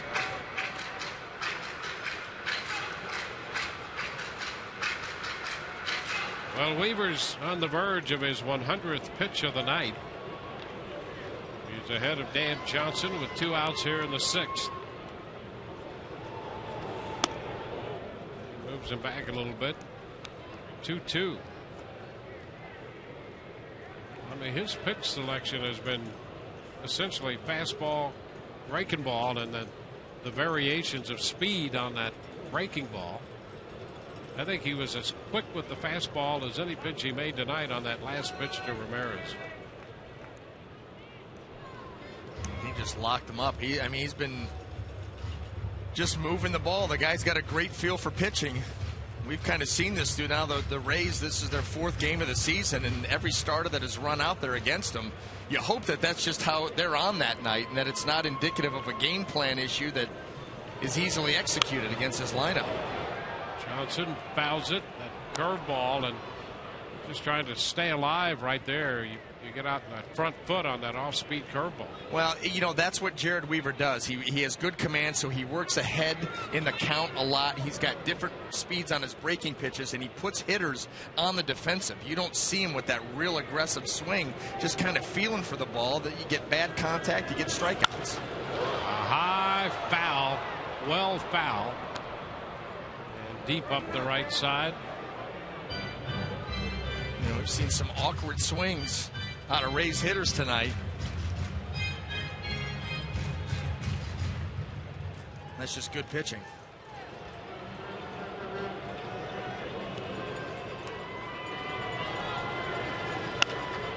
And the 2-2 pop to the left side. Asturias out. Wells in. There's another breaking ball, and he was just trying to make contact. We're through 6, 5-1.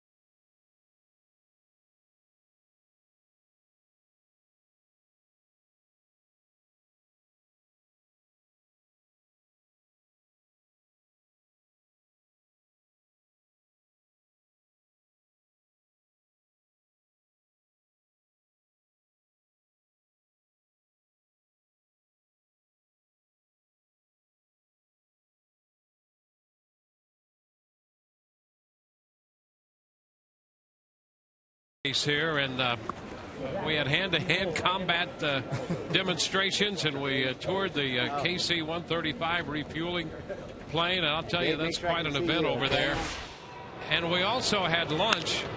There was a line drive and a base hit by Asturias, and BA, I'll tell you, we had those meals ready to eat, those MREs. That's it. You know, since you didn't invite me to dinner preseason, I thought I would still make the effort to develop this chemistry between us by bringing you a meal, and here it is. This is good stuff. And you've eaten. You've partaken. Absolutely, I did. And we can fire this up for you right now. It'll only take 15 minutes, and we'll do it. I know you haven't eaten. I did see, though, on the front. See on the front that it was an omelet. It is. I'm thinking that maybe we fire that up tomorrow morning. It's a day game. Oh, hey, that's a great idea. Hey, a call to the bullpen brought to you by Metro PCS Wireless for All.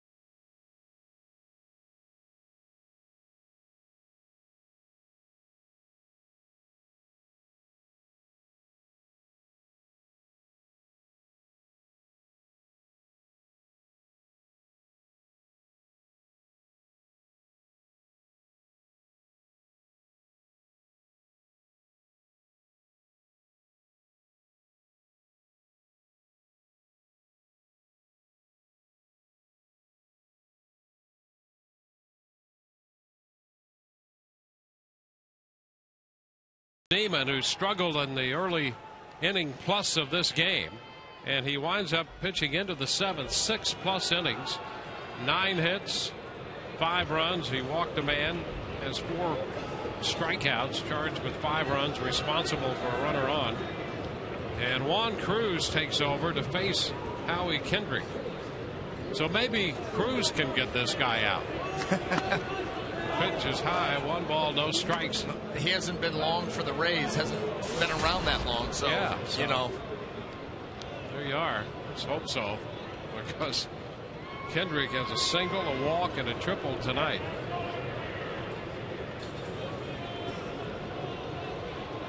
Over to first, and Sturis back in. By the way, tomorrow on Rays Live, our coverage begins at 12:30. Todd Callis will have a closer look at our visit to McDill, and then you don't want to miss this, because during the game, since Brian has already had his dinner plus, he ate what Todd Callis didn't abscond with, and that great pulled pork. So this does say this meal ready to eat. It's a cheese and veggie omelet. Yep. So that would be perfect for tomorrow's game, which begins at 1:10. Snap throw to first, pretty close down there, and Sturis is back in. So tomorrow we can cook this meal. Yeah, it's going to be right here. It's a brunch. Yeah. This baseball game continues to get in the way of our conversation. It sure does. You know the great thing about this, and we're going to keep this, secure. The only thing you need to cook it is water. How about that?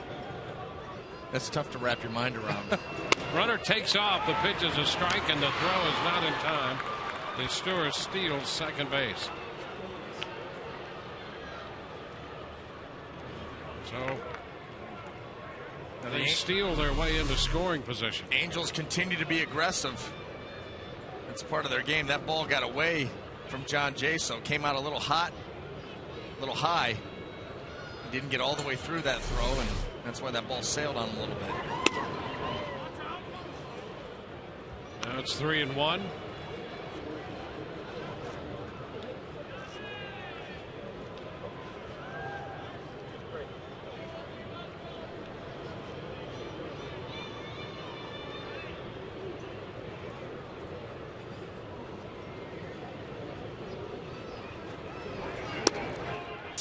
And there's ball 4.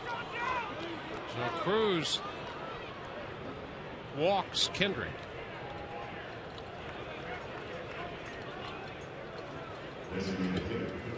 First and second with nobody out. And Bobby Abreu will be the hitter. You got to make a pitch here. Juan Cruz, he's got good stuff, good late life on his pitches, breaking ball, fastball. You got a guy here, Bobby Abreu. You can keep that ball down in the zone. He'll give you the ground ball you're looking for.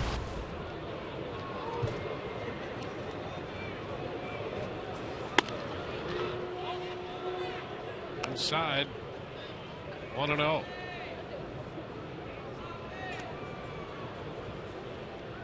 Cruz gives you a lot of that cutting action on almost every pitch. In fact, every pitch so far in this outing.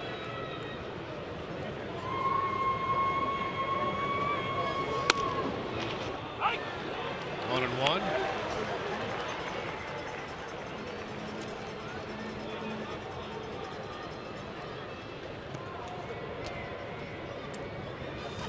Cruz pitched an inning against Baltimore in Sunday's game and picked up a strikeout out of 1-2-3 inning.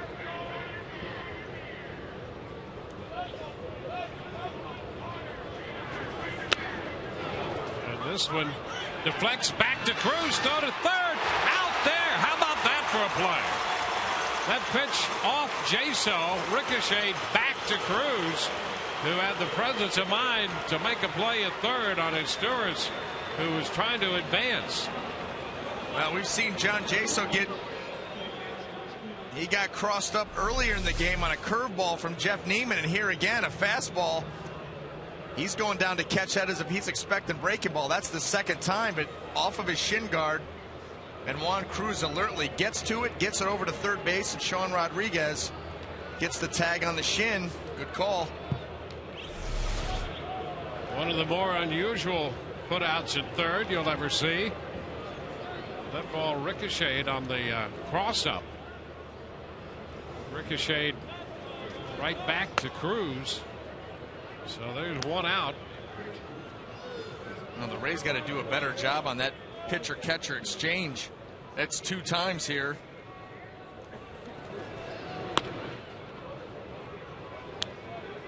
So now they'll walk Abreu intentionally, put men at first and second with one out. So that's going to be a pass ball. The initial scoring is a pass ball and a put out on an attempt to advance, with Jaso getting a pass ball and an assist on the same play. And here's Hunter fouling one back. So they score 2-1-5. Jaso, Cruz to Rodriguez. How many times have you ever seen a catcher get a pass ball and an assist at the same time?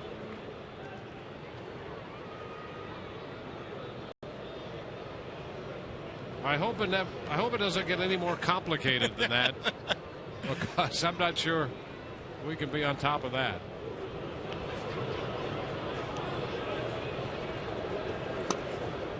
This one is down. It's 1-1.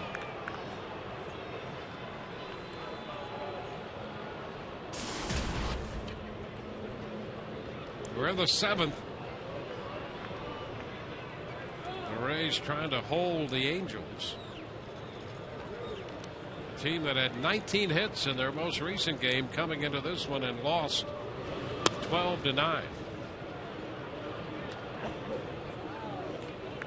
2-1 to count.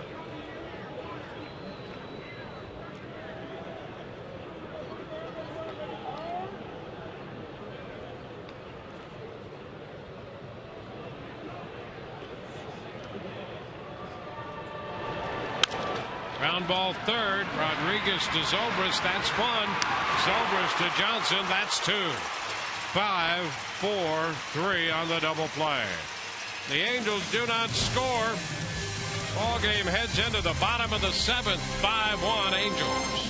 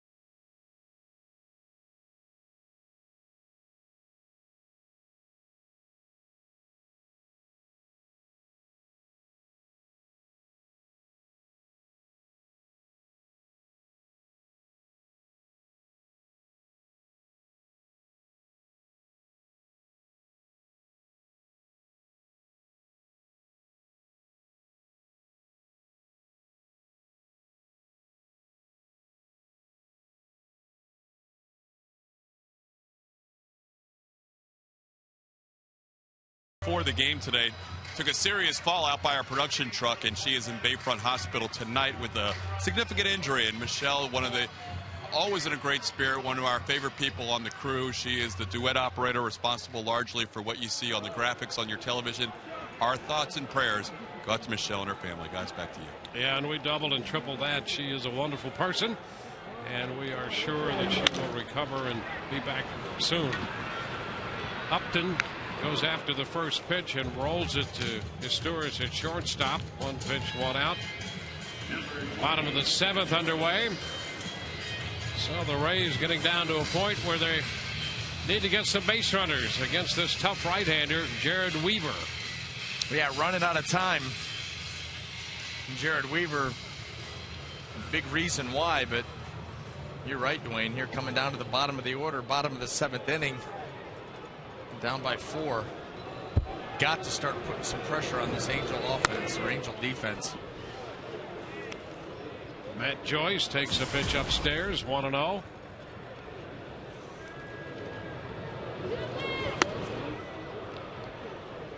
Big cut there by Matt. 1 ball, 1 strike. Well, that was the changeup from Weaver. Haven't seen a whole lot of that tonight. Been going exclusively fastball and the different speeds on the breaking ball. And all of a sudden you pull out the changeup. 2 balls and a strike.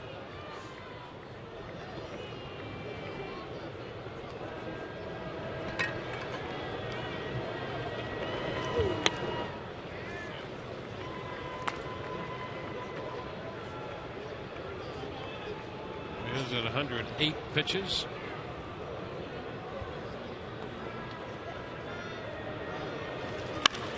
And a shot up the right side. That's a fair ball. Will bounce into the corner. Hunter's going to have to go get it. And Joyce is in at second with a double. Well, let's see if that's a start. A line drive, 2-base hit. Our checkers double to the game.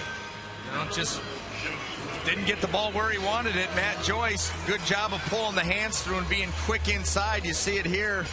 The Foxmo, get the hands inside, stiff front leg, and drives that ball down into the corner. And Jared Weaver probably coming towards the end of his night, sitting at 109 pitches now. Yeah, he made 107 pitches in his first outing of the year, opening day. Well, you could see Mike Scioscia, the bullpen's been giving him fits this year in the early going, the first 4 games. The bullpen has not pitched that well for the Angels, and so he wants to get as much as he can out of Jared Weaver before he has to turn it over. Yeah, the bullpen has suffered all 3 of their losses with an earned run average of over 5. So that's another reason for the Rays to try to get Weaver out of there, because he is tough. Takahashi is loosening in the bullpen. I'll tell you something else too is, you want to try to scratch across a run or 2 here off Weaver, but boy, keep putting some base runners out there and make these Angel relievers come into some tough situations. Runners on base, they're already struggling, like we pointed out, and then you bring them in with 2 guys on, maybe the base is loaded. Fly ball to center.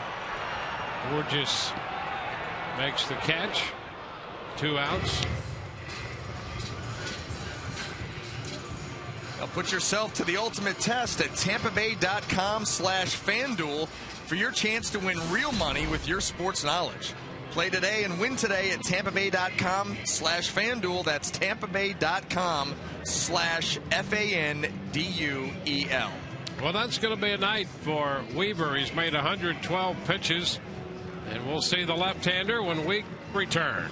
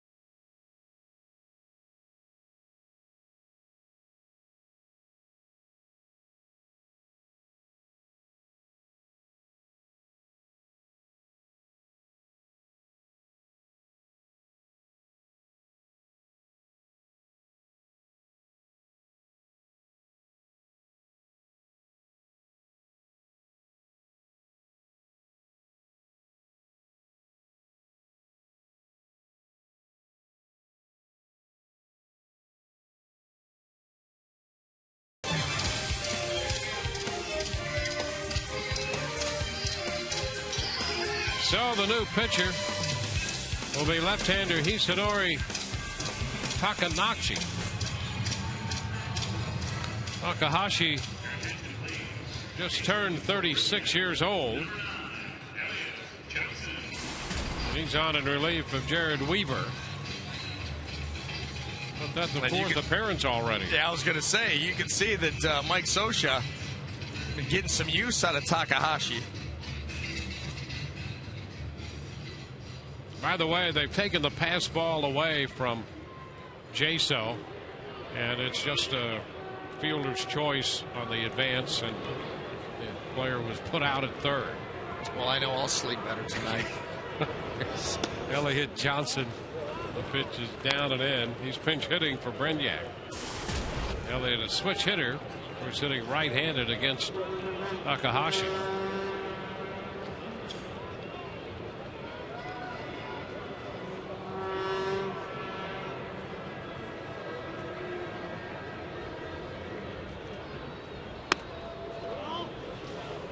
Two balls, no strikes. Takahashi was with the Mets last year. Made a little over 50 appearances.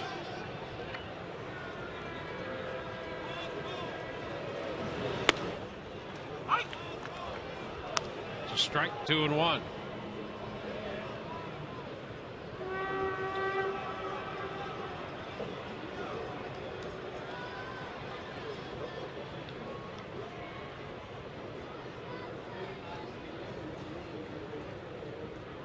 Two outs. Joyce at second. He doubled his way on.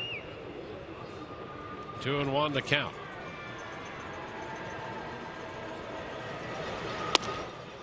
That will square the count at 2-2.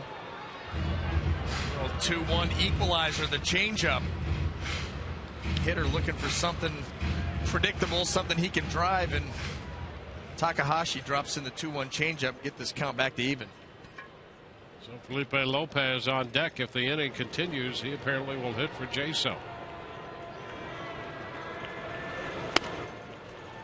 And a full count.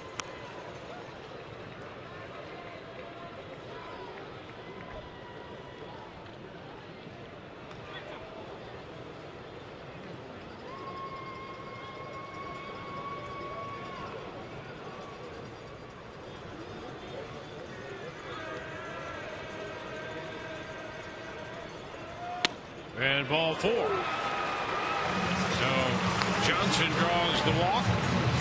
Puts men at first and second with two outs. And we'll get Felipe Lopez to pinch hit. That's not what you want to do coming out of the bullpen.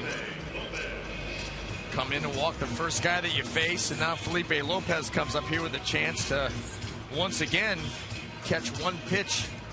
Get the Rays right back in this ball game. But well, he gave up 13 home runs last year with the Mets, and all 13 were to right-handed hitters. And here's Lopez hitting right-handed. So far from Takahashi, we've seen that he likes to use the fastball and the changeup, and if those are going to be your major go-to weapons, elevated fastballs get hit a long way.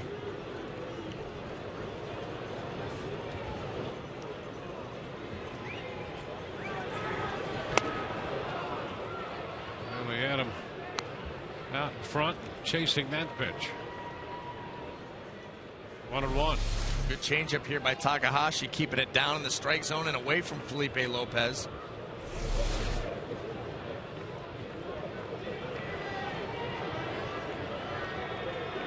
Two men on with 2 men out. We're in the seventh. And a line drive going to be caught. A sinking line drive. No! They're ruling that he did not catch it.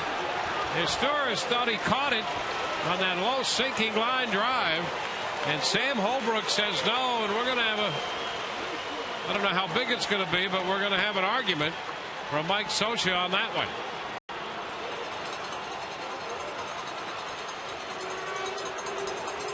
You can see Mike Scioscia was asking him, are you sure? Did you see it?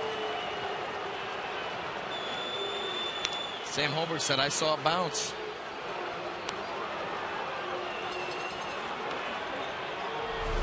Well, let's take a look again.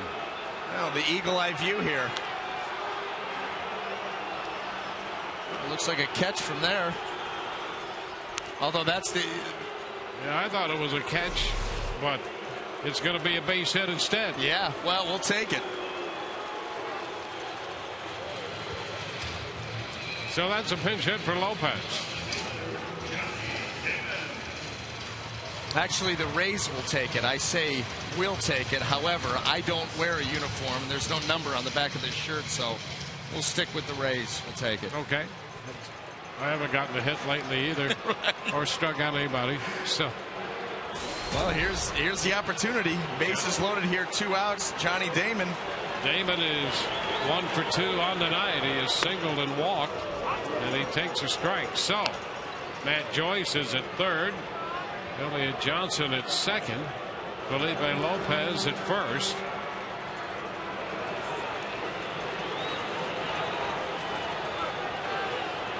Damon facing the lefty. And he tracks it low and outside. 1-1. Boy, you would love to see this inning continue to give Zobrist a chance to swing the bat. Now they got a break on that call there. The line drive to his tourist. Try to capitalize. Make a mistake.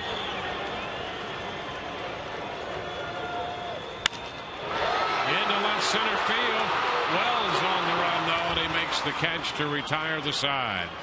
Rays get a couple hits and a walk and leave them loaded. We go to the 8th, 5-1.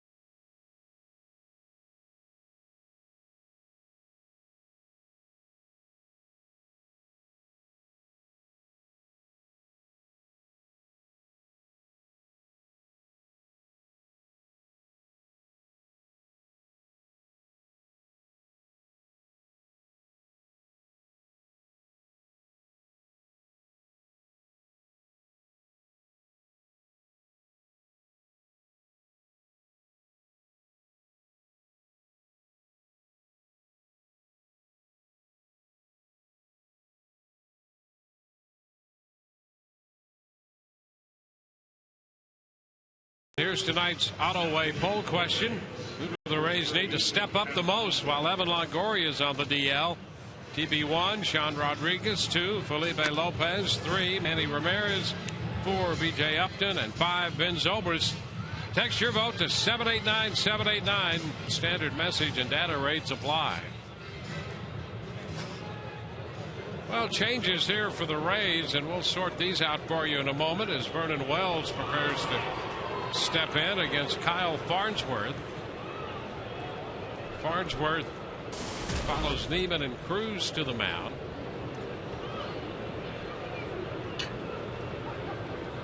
And Kelly Shopping becomes the new Rays catcher.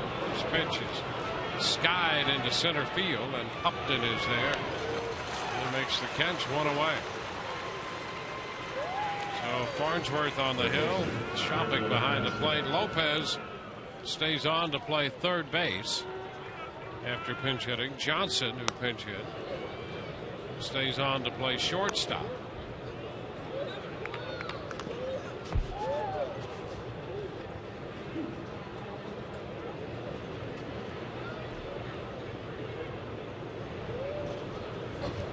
Here's Kayaspo. Pitch is high. 1 ball, no strikes.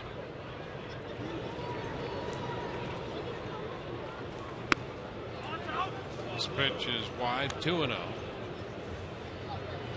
And Rodriguez is in left field now with Niemann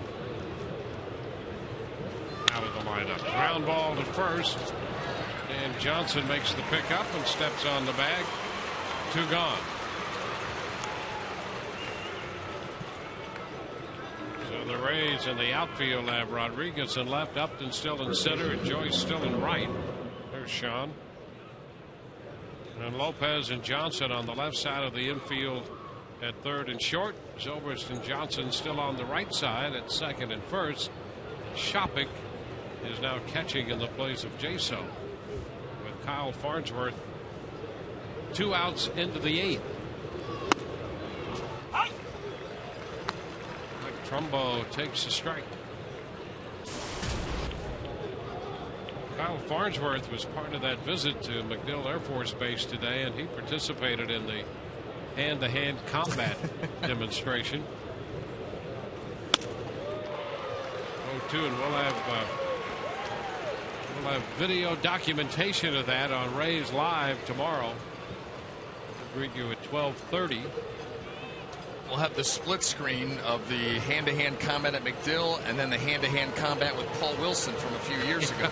Yes. Foul ball right back into the screen.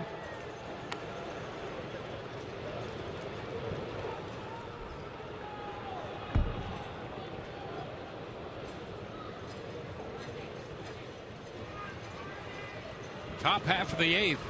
Rays left the bases loaded in the bottom of the 7th. Piece of that one as Trumbo stays alive and rolls it toward the bullpen.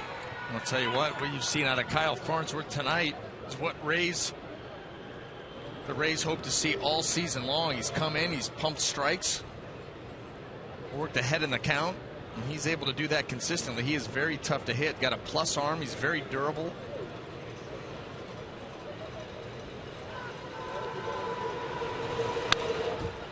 It's foul back. Still a 2-strike count.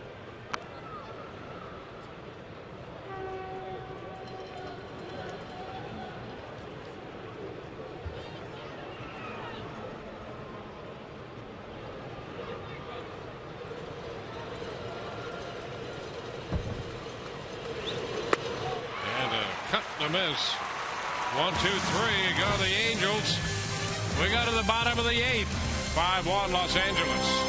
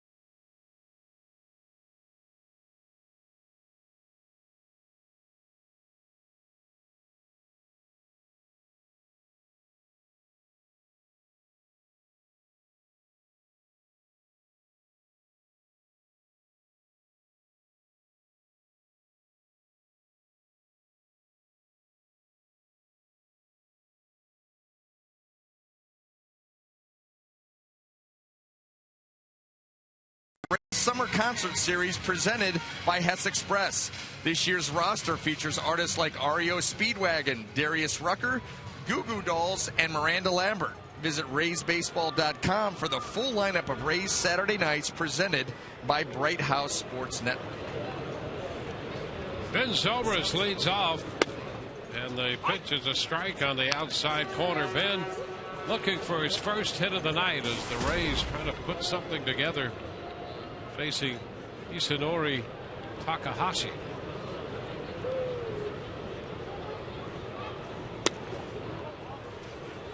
There's a pitch down. 1-1 to count.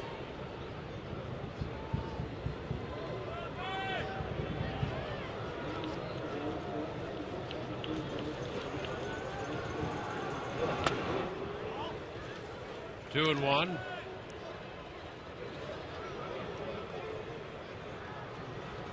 Weaver works 6 2/3. Gave up a run on the home run by Sean Rodriguez. Now 3-1 to Zobrist. Kahn has been in the bullpen for the Angels, and the Rays now have Peralta loosening.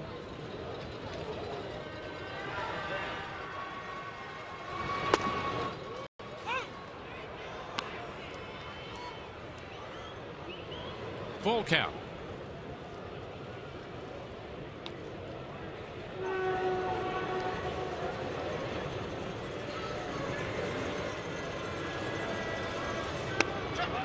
And did he go? He did not. Zobrist is aboard. That was a nice sell job there by Ben Zobrist. And Mike Scioscia comes out to make a pitching change with Manny Ramirez due. There's the check by Zobrist. So he draws the walk, is aboard. We'll be back with a new pitcher in a moment.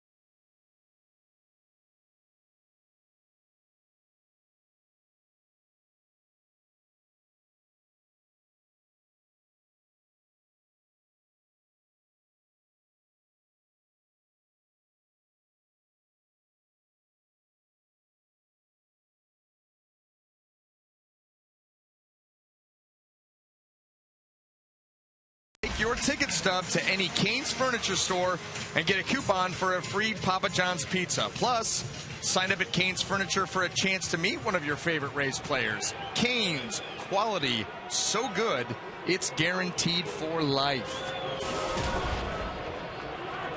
Michael Kahn is the new pitcher on for the 4th time. And Manny Ramirez takes the first pitch for a strike.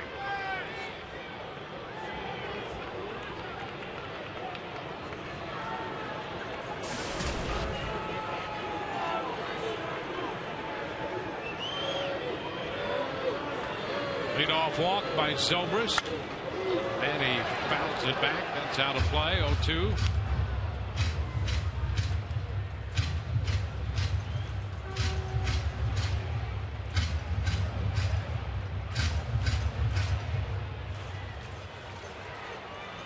Cleveland leads Boston 3-1 after 6.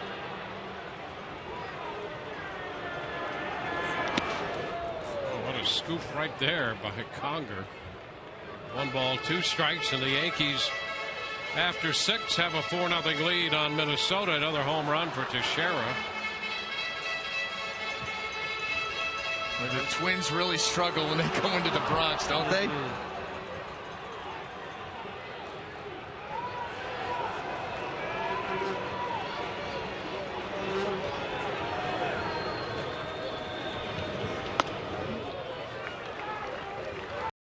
Two balls, 2 strikes.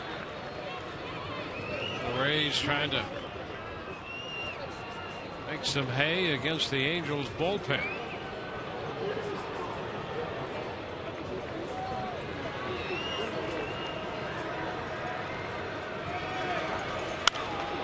Popped up. Right side foul. That's going to stay playable. Trumbo, the first baseman, makes the catch. So Manny is 0 for 4 and the first out here in the 8th inning.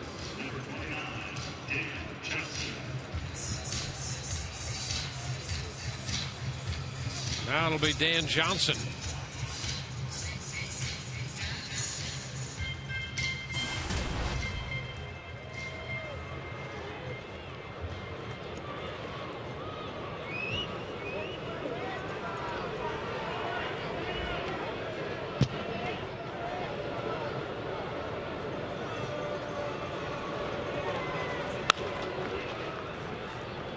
One, a foul ball.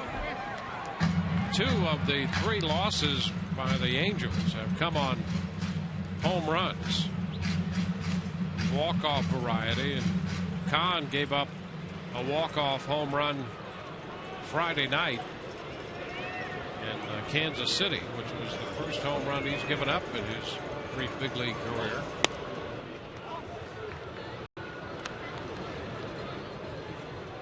One to count.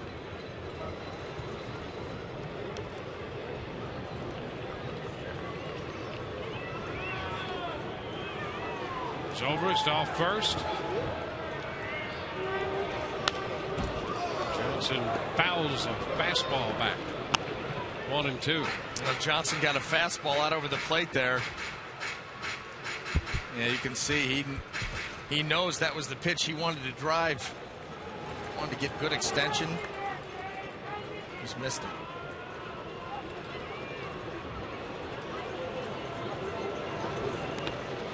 Slow block.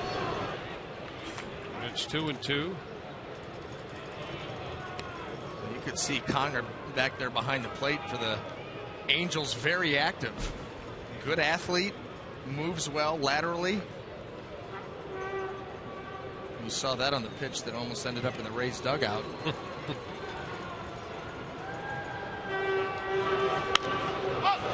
Johnson lifts a fly ball to center. Gorgeous under it. That will be out number 2.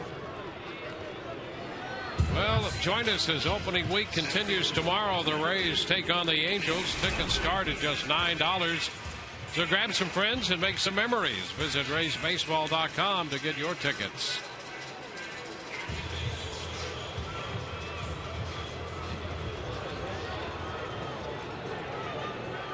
B.J. Upton looking for his first hit tonight.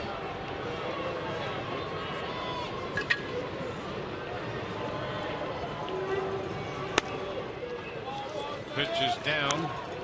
A ball, no strikes.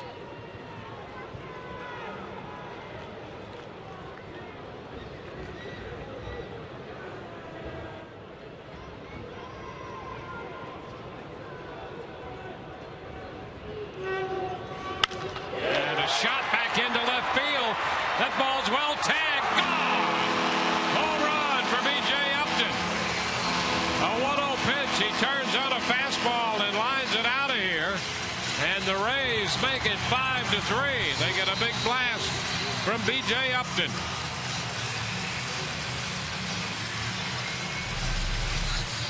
Now finally for the Rays, still stuck on that 4 hits and 1 run.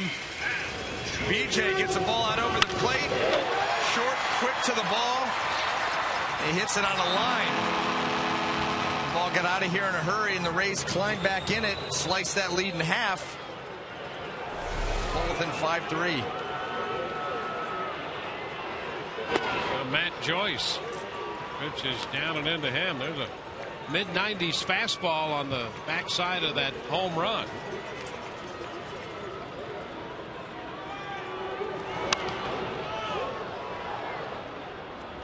Another fastball fouled back. Well, sometimes a home run like that can give a team a lift. The Rays, past couple of years, have had some dramatic finishes here at Tropicana Field, able to pull off some improbable wins. Maybe the spark they needed. A little low. 2 balls and a strike.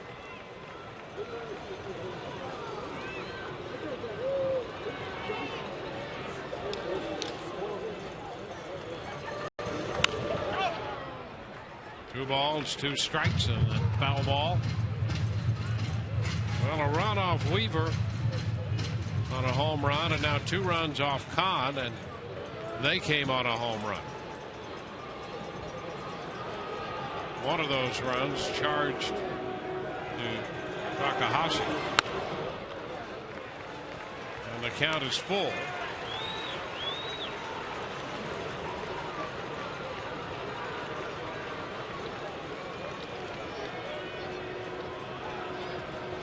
Three and 2. Joyce waiting. And he pops it up. Third base side. Iospo makes the catch to retire the side. But the Rays draw a couple runs closer on one swing of the bat as Upton nails the fastball and makes it a 5-3 game.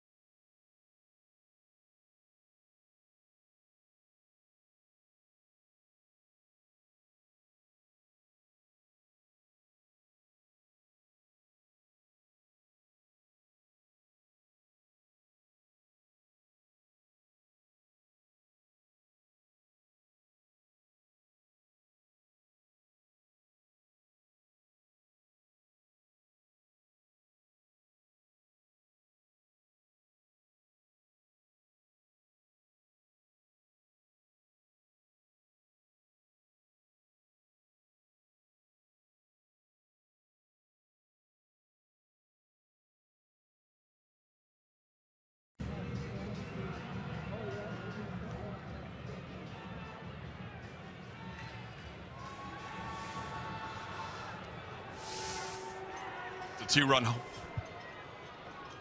B.J. Upton cutting the lead in half for the Angels. It's now a 5-3 game as we head to the 9th inning. Guys, don't forget in our Rays Live post-game show, we will have analysis of this one from you guys up in the booth. Also, Angela Jacobs will be in the Rays clubhouse for interviews. We'll hear Joe Madden's press conference, and we'll tell you why Wade Davis, and show you why Wade Davis has joined the likes of Brian Anderson with that clean-shaven top of his head. That all happened on Sunday, but we'll have the highlights for you all in our Rays Live post-game show coming up after the game, guys.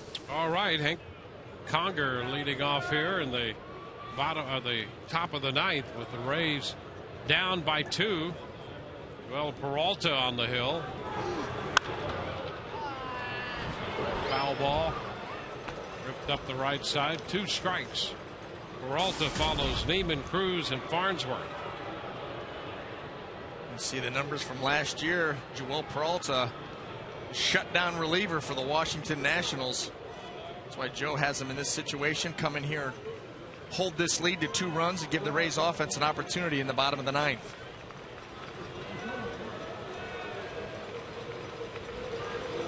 And a cut and a miss. fastball there. Conger's out on strikes. Well, Joel Peralta has a good idea what he's doing out there on the mound. Very savvy, moves the ball around well, took advantage of a young hitter, throwing that fastball up and away from him where he can't be hurt, and gets the chase.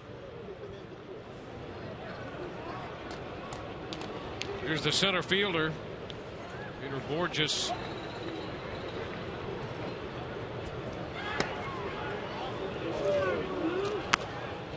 Breaks low.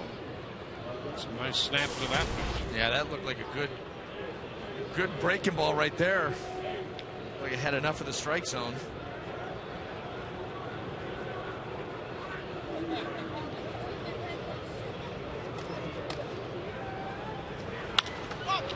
Pop up right side. That's Zobrist up there from second. 2 outs here in the ninth.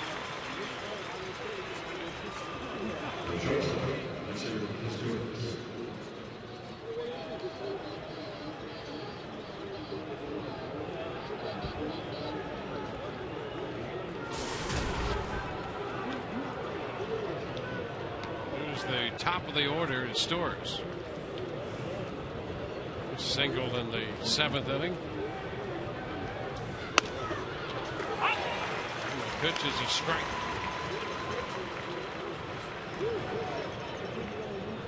Joel Peralta has that funky little delivery. He's got that compact short leg kick and then really throws himself at the hitter.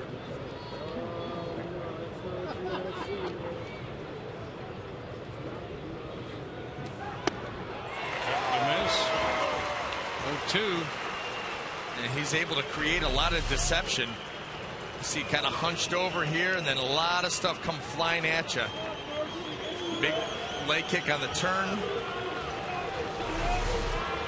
Creates deception. He's already got good movement on his pitches. A nice combination. Fly ball lifted into center for B.J. Upton, who makes the catch. 1, 2, 3. Go the Angels. We're headed into the bottom of the ninth. Rays need a couple to keep it going.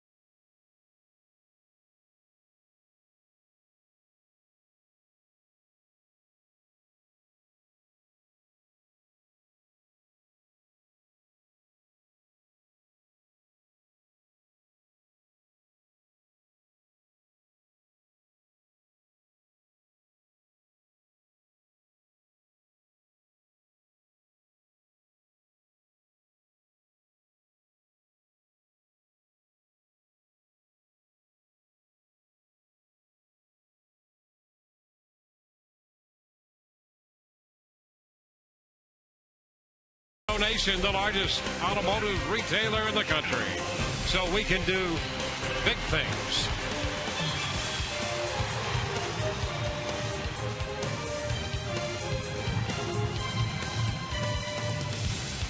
Well, the Rays hoping they can do something big here tonight. They're down 5-3, headed into the bottom of the ninth. Well, it's the right inning to do it. They'll face the hard-throwing young right-hander Jordan Walden, and he can get the ball up there in a hurry. He'll approach 100 miles per hour, and his first pitch is 98, taken for a ball by Sean Rodriguez, 1-0. Look at, I mean, he really uses the lower half to explode towards home plate. That back leg on the rubber comes flying off. Trying to create as much momentum and force headed towards home plate. There's a strike. It's 2-1. He spent most of last year at AA Arkansas. He made 6 appearances at Salt Lake. Fly ball in the left, and Vernon Wells makes the catch. And then got to the big leagues. Made 16 appearances for the Angels.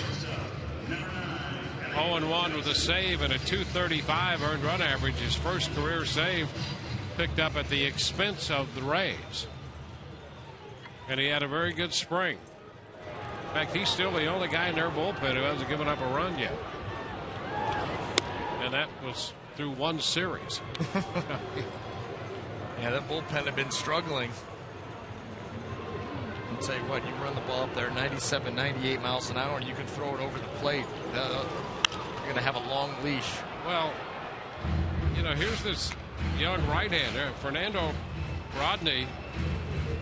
He suffered a blown save in the game Sunday. Is 1 for 2 and save opportunities for the year, and he finished, Rodney did, September and October last year with an earned run average over .560 in those 2 months.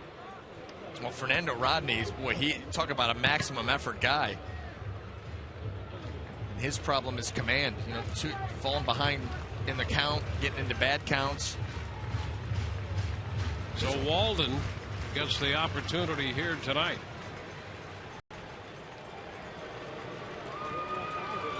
He fouls it back. Johnson.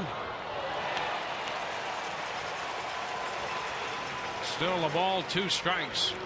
Walden out of Fort Worth, Texas. A hard-throwing Texan. Has there ever been a soft toss? I mean, a Texan that was a finesse pitcher? Hey, there's a shot into right center, but Hunter's in line to make the catch. You know who was from Texas who didn't throw all that hard? Was Doug Rao, the left-hander. Pretty successful pitcher for the Dodgers and the Twins. He was from Columbus, Texas, so there's one who didn't throw hard. So a left-hander. Yeah. It's always the lefties, the crafty lefties. 2 gone. The Rays down to their final out.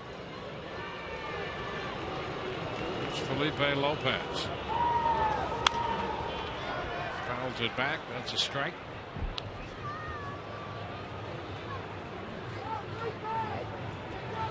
Lopez got credit for the base hit on that low liner he hit to short in the 7th inning. That was in a pinch hit roll.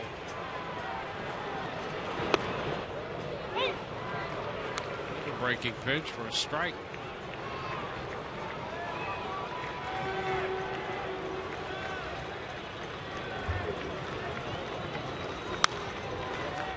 Lopez makes contact with that healthy fastball to keep it going. That's just something here in the first 4 games of this young season. You've seen that too many times from Rays hitters. A lot of emergency hacks. And a swing and a miss. This game is over on a 97-mile-per-hour fastball. Lopez strikes out, and it's a 5-3 final. The Angels hang this loss on the Rays. Took 2 hours and 46 minutes to play it, and here's the final out. And just an explosive fastball, 97, 98 miles an hour up in the zone. Can't catch up. So Weaver the winner and Niemann the loser. Walden a save. And let's take a look at tonight's Home Depot doing more on defense. And that's not a deflection play. Ball deflected off Jaso, bounded back to the mound, and Juan Cruz got the ball to Sean Rodriguez at third to record the out. Not going too well when that's your highlight. And so the Rays dropped their 4th straight to start this new season. The Angels 2-3, and the Rays now 0-4 with a game left on this opening homestand. We'll be with you tomorrow at 12:30 on Sun Sports in high definition for the wrap-up game of the series. Now for Brian Anderson and Todd Callis, Dwayne Stats. Hope you've enjoyed the telecast, if not the outcome. Rays Live, the postgame, coming up next. We'll see you there.